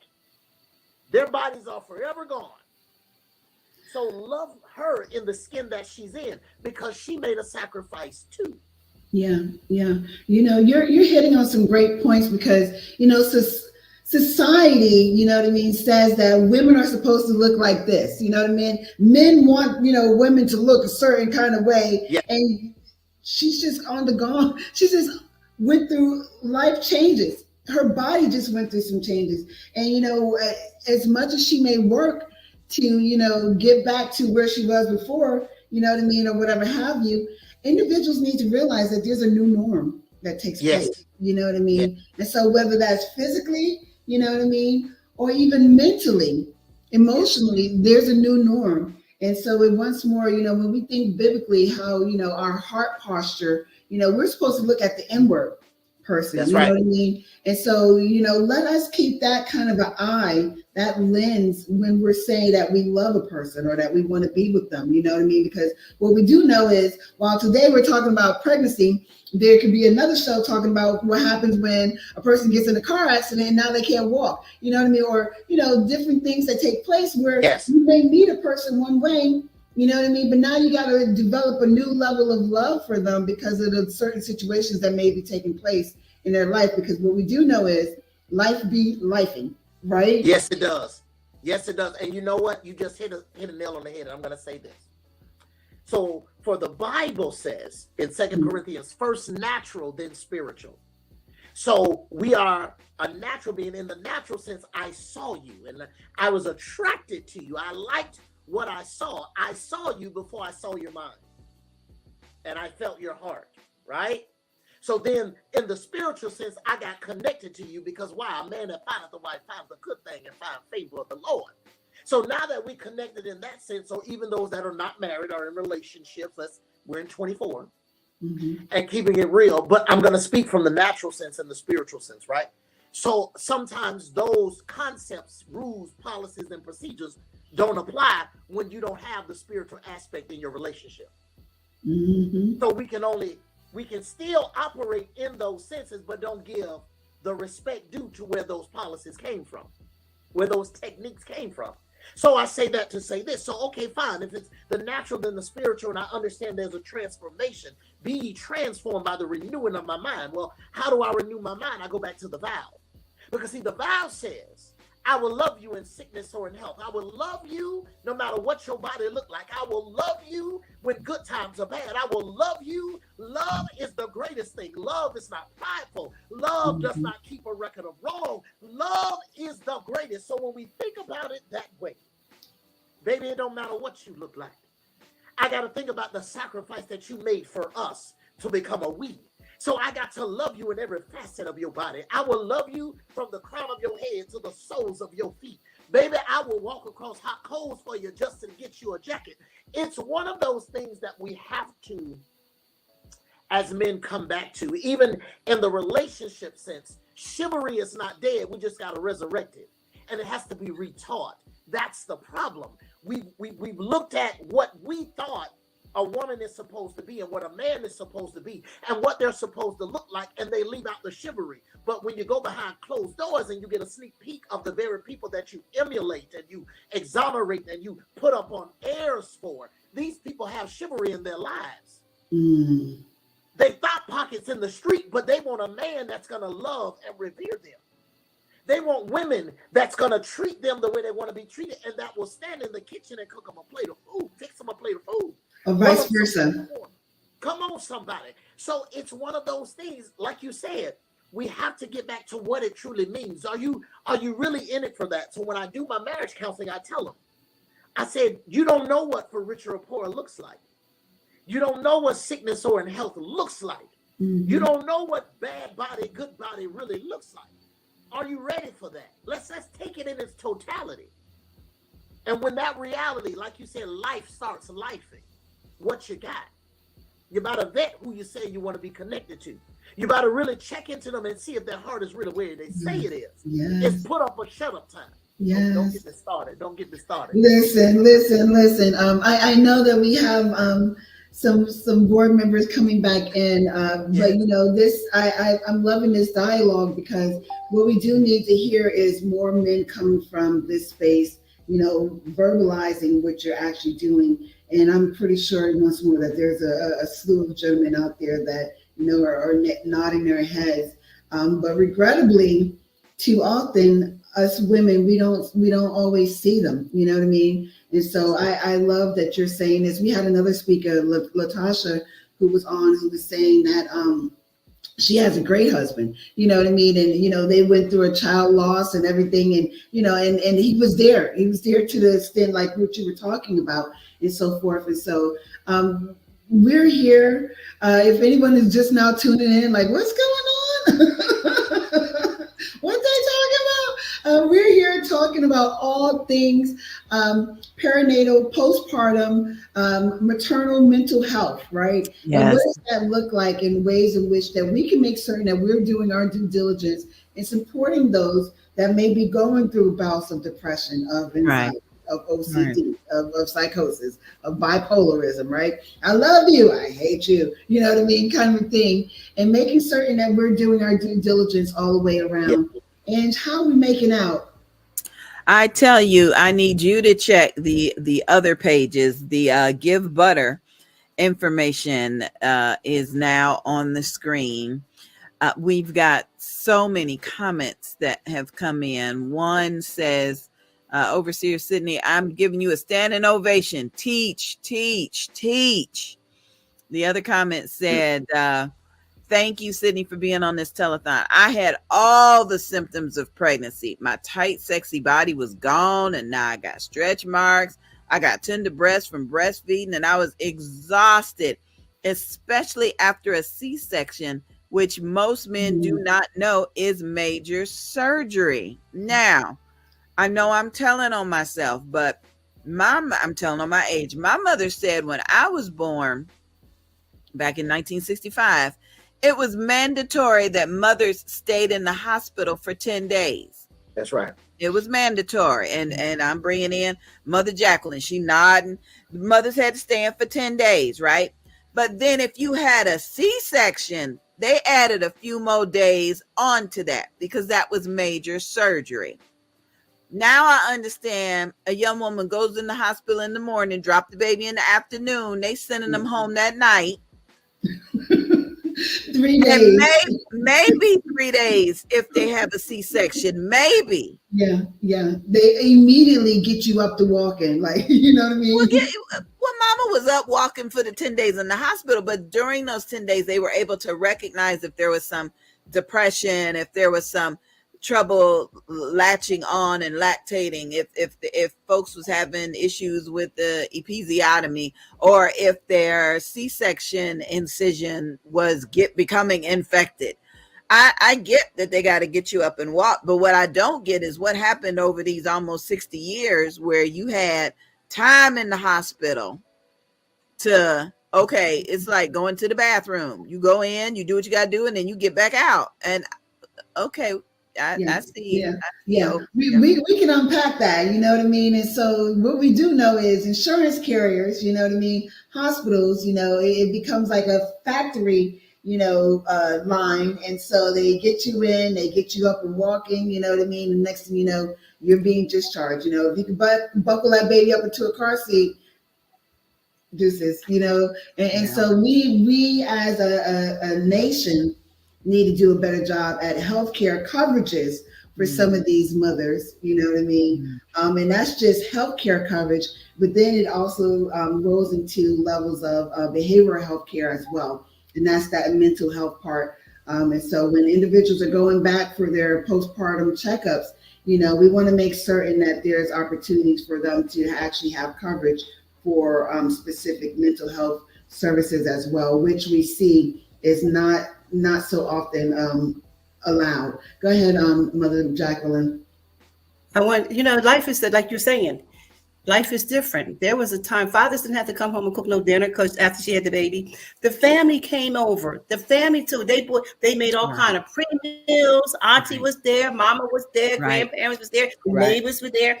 Everybody came in and made sure that the mama could get through it, the daddy could get through it. They did all the housework, all the stuff. And today, oh my gosh, I don't even know. I look at fathers today who have children, and oh my goodness, because where's the family? Like I said, the village, the family. You know, I mean, and did you see me tell you, brother Sydney? I see a book. I see you're gonna have to write the brothers. I mean, you got it in you. I am so glad you were here. Yes. You know, you bring up something that's very, very prevalent, is that everyone has different experiences and opportunities, you know, and so while some individuals do have that, you know, that sense of community, that village, people swooping in. Some individuals don't. And when we go back to, when we go back to looking at the numbers, we see that those that actually do have that level of support around them, they do better. Right. They recover quicker, or they may not even experience, you know what I mean, because of, the risk factors of not having support, as opposed to those who, but it's vice versa too, because, my parents did the best that they thought that they were doing, you know what I mean? But I still fell prey to my own psychological thoughts, you know what I mean? And that led me to tailspin into a very dark place. And I thank God that I did have, my parents and my in-laws, you know what I mean? They're my village people that I call them, and because they helped pick up the slack where I wasn't able to do so. I have a new challenge, and I'm hoping Overseer Sydney can help me with this one. I challenge each of the ministry leaders, the churches, to not only make a donation today. The Give Butter information is there, and you can go on the website. Not only to make a donation, but open up your congregation to having a supportive, like a support group. Like, the mother's board is good about making the fried chicken dinner when it's pastor's anniversary. They good about that. The consolation choir good about getting up there when it's somebody's funeral. But let somebody have a baby. Everybody trying to what is they trying to do? They trying to see the baby, hold the baby. When's she coming to church so I can see the baby? Hey, after COVID, I wouldn't want nobody to be hugging and touching and breathing on my baby and stuff like that. So I would love for churches to develop some sort of chain, some sort of phone chain. Okay, so and so went in the hospital. She only need one visitor to represent from the church. She don't need the whole usher board there, okay? Because she gonna feel strange some kind of way. She got that hair sticking up, like Overseer Sydney talked about. Okay, so what can we do then? Right. Who can initiate bringing some food to the house? Who can pick them up from the hospital? I still know young people that, the mama and the baby in the back seat, the daddy feeling some kind of way. Go pick them up so all three of them can ride home in the back seat. Let's come up with some ways to be that extended village for the ones in our church that are bringing new life to this world. And then let's invite Tam in. She can come in live or virtual for a Maternal Matters Favored workshop, a life skills program, which really don't seem like a life skills program for parents. I mean, what you do in the life skills program, Tam? You teach about financial management and decision making, self-awareness, communication. This sounds like something that need to be taught in middle school, high school, and then revisited in college. That may help out a little bit if we start teaching it earlier. But that is my challenge. I'm asking all of the pastors and the overseers and the bishops, make a donation in the name of your church. Send this link to every member of your church and ask them to make a donation in the name of your church. And then let's work together to get a program started. And I'm talking, we're not going to wait till December to put it on the planning committee list for 2025. Let's see what we could do this year. You know what I'm saying? If we could get a Bible study together at Sister Jenkins' house, then we can, after Bible study, talk about, okay, Sister Jenkins make good pound cake. So we're going to put you, make one now and put it in the freezer. There's got to be some tangible ways to do what Tam has always said. You got a tribe, you got a village. So if you're a member of a church, like Grandmama then said, I pay my tithes, so I got somebody to do my funeral. Okay, I want to pay my tithes, so I got somebody to help these young people, men and women alike, with their childbirthing experiences. So that is my challenge for this hour. Sydney, I think you on mute. Yeah, when I think it's from your end. Nope. Try it again. Nope. Oh no. Go out and come back in. I don't know what happened. And then Sister Jacqueline, I'm so glad that you have brought wisdom. You know, we had testosterone and we had the Proverbs 31 woman, the book of Titus woman. The older women teach the younger women how to. Thank you so much for your contributions. Even when it's just you and I chatting on social media or email, there's always some wisdom around. And I say that because we had another question that came in, and this one is a hard one to deliver because it resonates with so many of these young folks. Um, the question said, "My mother keeps trying to take over my baby. I don't know what to do. I just don't know what to do." And Overseer Sydney, the question came in, "My mother keeps trying to take over my baby. I just don't know what to do." And we're talking about the wisdom that comes from Mother Jacqueline and the experience that comes from Tam. Does anybody have any input that we can share with this young person? Absolutely. She's probably, yeah, I'm sorry. She's probably feeling guilty about what she didn't do with her, and she's trying to fix it. She's trying to make sure that this baby, this grandchild, but she didn't give her child. A lot of times, that's what happens. So she probably needs to have a conversation. Mom, what's going on? Why are you? Why is this, instead of responding in like a fight, trying to being upset about it? Take a deep breath. I always say that. I mean that. Yeah. Take a deep breath, because breathing helps your brain calm you down, and ask her mother why she's doing it, because there's a reason for it, and a lot of times that's usually it.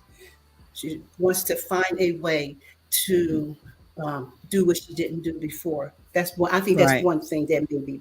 That's good. Right. And if I could, yes, and if I could chime in, so sometimes that's the underlying reason, and then you got overexcitement to take over. So my ex-wife, she was an only child for 13 years, and then her mother had her sister.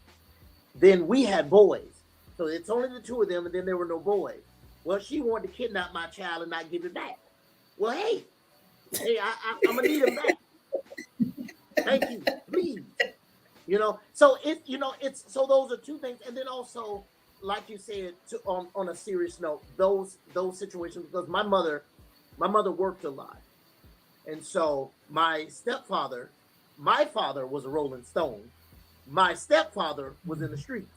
My mother went to college. She graduated. She went to work to give us a life. Though she's still married to my stepfather to this day, it's something about Jesus. When I tell you it was a switch, he went from the streets to the church. Come on, somebody. And so it was one of those things. She tries to overdo it with the grandkids. There's 18 of them, 18 grands. And so she tries to give more. And then even to us, it's like she try to make up something. Like I told my mother, you owe us nothing. You taught us well. You gave us everything that you could give us. Now we have to make the decisions based on how you raised us, which was quite well. We didn't want for anything. Wow. We didn't know my mother was on welfare until we got older. I was like, you got food stamps, girl? We had on fine clothes. Nikes back in the 80s were $95. So when I tell you those are some of those reasons to get back. Let me circle back. So how do you address it delicately? Because see, you'll need grandmama later. Right. I'm gonna tell you, don't burn bridge with grandmama. Right. Because grandmothers now, though they may be 50, 60, or 40, they go look like they 20, 30, 40. They outside this season. Grandmothers are outside. They're still working. They're vacationing. They're getting all kinds of nice things done. Yes. Why? They are preserved. We are preserved now. Yes, I love That's this. what all those things they put in our food did to us. It preserved us. So now we're aging backwards. The kids look older than we do. Yeah, that's true. That's true. So you don't burn bridges. You know what? I heard what you said, sir. I hear what you say. My mother, my sister, and her daughter were all 30-something years old when they were grandparents. Wow. They're young today. And you still looking good at 70, Sister Jacqueline. At 70, you still. You see that? No filter. I was thinking she could also ask her mother, set up a schedule. Let's make a schedule for you to spend time with the baby. Yes. Yes. Just make it happen for her. Yeah. Okay, Ma, I know you want to spend a lot of time with the baby and you want to do some things. So let's make a schedule. And be in agreement with a schedule, come to terms with that. And so I would do that. I would say, okay, let's sit down and see when we're going to schedule you in. This is all good. Whether she's living with her or not. We're going to schedule you in. And I love you, but this was tough love. I love you. We're going to schedule you. Yeah. And you have to be in agreement with this. I like that because, and we're going to go for it. You put some boundaries. Pray over that thing, but that's what I would do. That's a good suggestion there because to all of your points, these present days and times, having a grandma that wants to take part is a gift, right? Because grandmas are outside these days, you know what I mean? Don't want to burn bridges. You don't know what the grandma may be internalizing from when they were an active parent. So now this is their opportunity to kind of make up, right? But they just truly are that much ecstatic and in love with that babies, and so forth. But you do want to maybe speak your voice to the viewer out there with a comment and start to see how you can work to put those boundaries in place if you're feeling some kind of way, because we don't want you to your feelings are valid, you know what I mean? We don't know the full story behind everything. And so have a conversation with your mother, you know what I mean? Let her know how you're feeling and ask her, what can we do to raise this baby together, and that way you're not totally ostracizing her from being able to take part in her grandchild, but you're not also cutting off the ties and relationship that you have. Right. So these things are very important. They're a very delicate situation. And I would advise that, you get with a community support worker, you know what I mean? A counselor, so that you can work this through. Because what we don't know just from being here on this platform is what are those underlying issues, right? Or what else is going on, historical context that can actually shed more light on the best approach in which you ladies may need to take. Right. Yeah. That's wisdom and understanding applied. Mm-hmm. Absolutely. Thank you, Sister Jacqueline. I appreciate you. I'm gonna put you backstage. Overseer Sydney, yes. Your transparency is more than is Book of Ephesians, more than I could have asked or thought. Just, because I know what I was feeling, back in the early 90s, giving birth to my children. I know you in the military. I know you in the Navy. You go out to sea, but when you come back, it's more to do than just, you home. It's more. And so I think if I could have looked at it from his perspective, rather than what I was going through, or if he could have recognized what I was going through in the mental health area, all of it needs more communication and transparency. And you offered both today. Thank you. I tried, because I know I've seen it. And now I have a son graduate in 2 weeks from college. I have one in the military and one graduate from high school next year. And all of those things have come into place, even in the co-parenting phase of their lives. So it's very important. And if it could save a family, save a relationship. Yes. I'm here. I love this. Tell everyone how they can get in touch with you. Where can they find you? My Facebook is open. It's not private. It's Sydney Gaillard. You can catch me live, Janitor's Closet Ministries. We air Monday through Friday as the Lord permits. Kick off at 8:30 on the church's website at janitorsclosetministries.com. My YouTube is the same. You'll see my bald head shining, and you'll see the JC, the church emblem. Also, I am a playwright, singer, songwriter, all that kind of fun stuff. You can find us at capital I space AM Productions at Facebook. Please like us on Facebook, and we're coming to a city near you. Nice. Speaking of city, where exactly are you headquartered? You based out of? Jacksonville, Florida.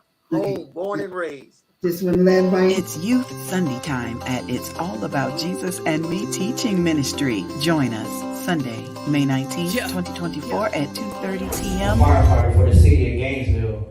And so many times, man, I'm tired of seeing so many young people lose their lives to senseless gun violence, to senseless foolishness. Woke up this morning and I'm grateful for another day.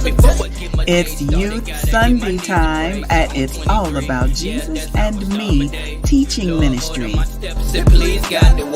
Join us Sunday, May 19th, 2024 at 2:30 p.m. as we present Brilliance. Let's go and get straight to it. My God is the best. His name is Yahweh. I advise you to check. My God is certified, glorified. That's what I'm gonna do. Just give him your life. Then you'll know the truth. My God is 100 proof. The scripture for that Sunday comes from Isaiah chapter 38, verse 2 through 6. You know what we should do right here? Come on. We should praise, worship, give him glory. Praise, worship, give him glory. We feeling blessed. We'll be at the Willie Gallimore Community Center at 399 Sierra Street, St. Augustine, Florida. It's Youth Sunday. The Me Project, a woman's guide to thriving in singlehood by visionary author Alexandria Evelyn Johnson and courageous women around the world. Featuring a new personal testimony from me, Evangelist Angie B. It's time to order your copy by email to evangelistangb@gmail.com. A woman's guide to thriving in singlehood. The Me Project. The Grief to Purpose support group is back. Join this awesome support group as we move toward healing, deliverance, peace, and joy. Losing is a part of living, and we will walk through this valley together. Presented by Reverend Dawn Michelle Martin, author of Fill My Cup, Transitioning to Your Purpose Journal and Study Guide. For more information, send an email to the RERCincorporated@gmail.com. That's THERERC Incorporated@gmail.com. The Grief to Purpose support group is back. Promotional consideration sponsored in part.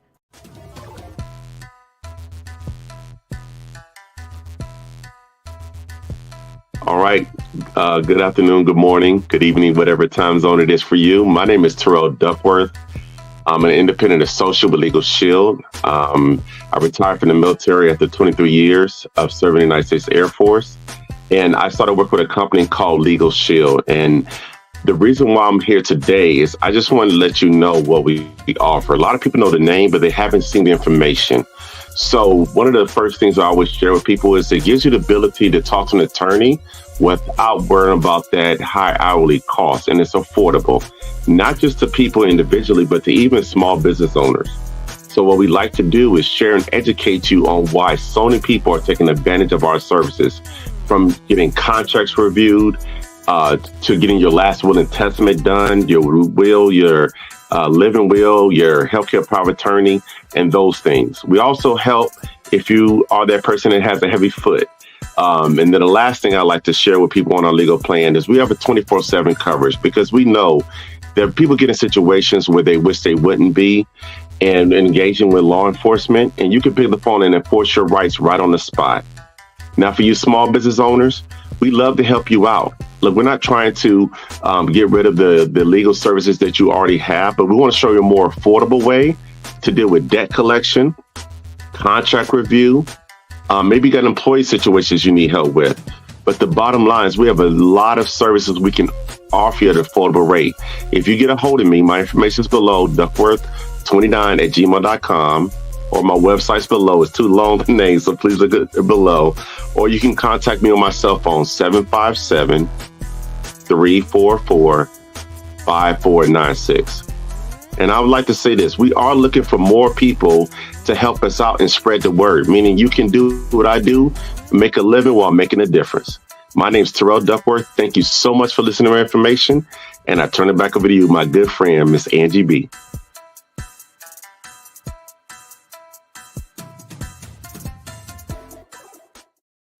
I am in my happy place, and I've got Georgia on my mind.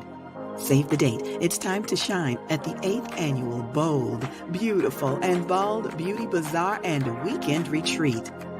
Join us September 19th through the 22nd, 2024 in historic St. Mary's, Georgia. A fundraiser for the National Alopecia Areata Foundation, spreading awareness and acceptance. Follow us on Facebook, Bold, Beautiful, and Bald Beauty Bazaar. Our host hotel this year is the Shore Stay Plus by Best Western, St. Mary's, Cumberland. Weekend retreat activities include the Friday Fun Photo Shoot, picnic lunch back at the hotel, and the Royal Blue Beauty Bazaar Fashion Show takes place on Saturday. For more information, call 407-914-6519. That's 407-914-6519. I'm in my happy place. Come join me.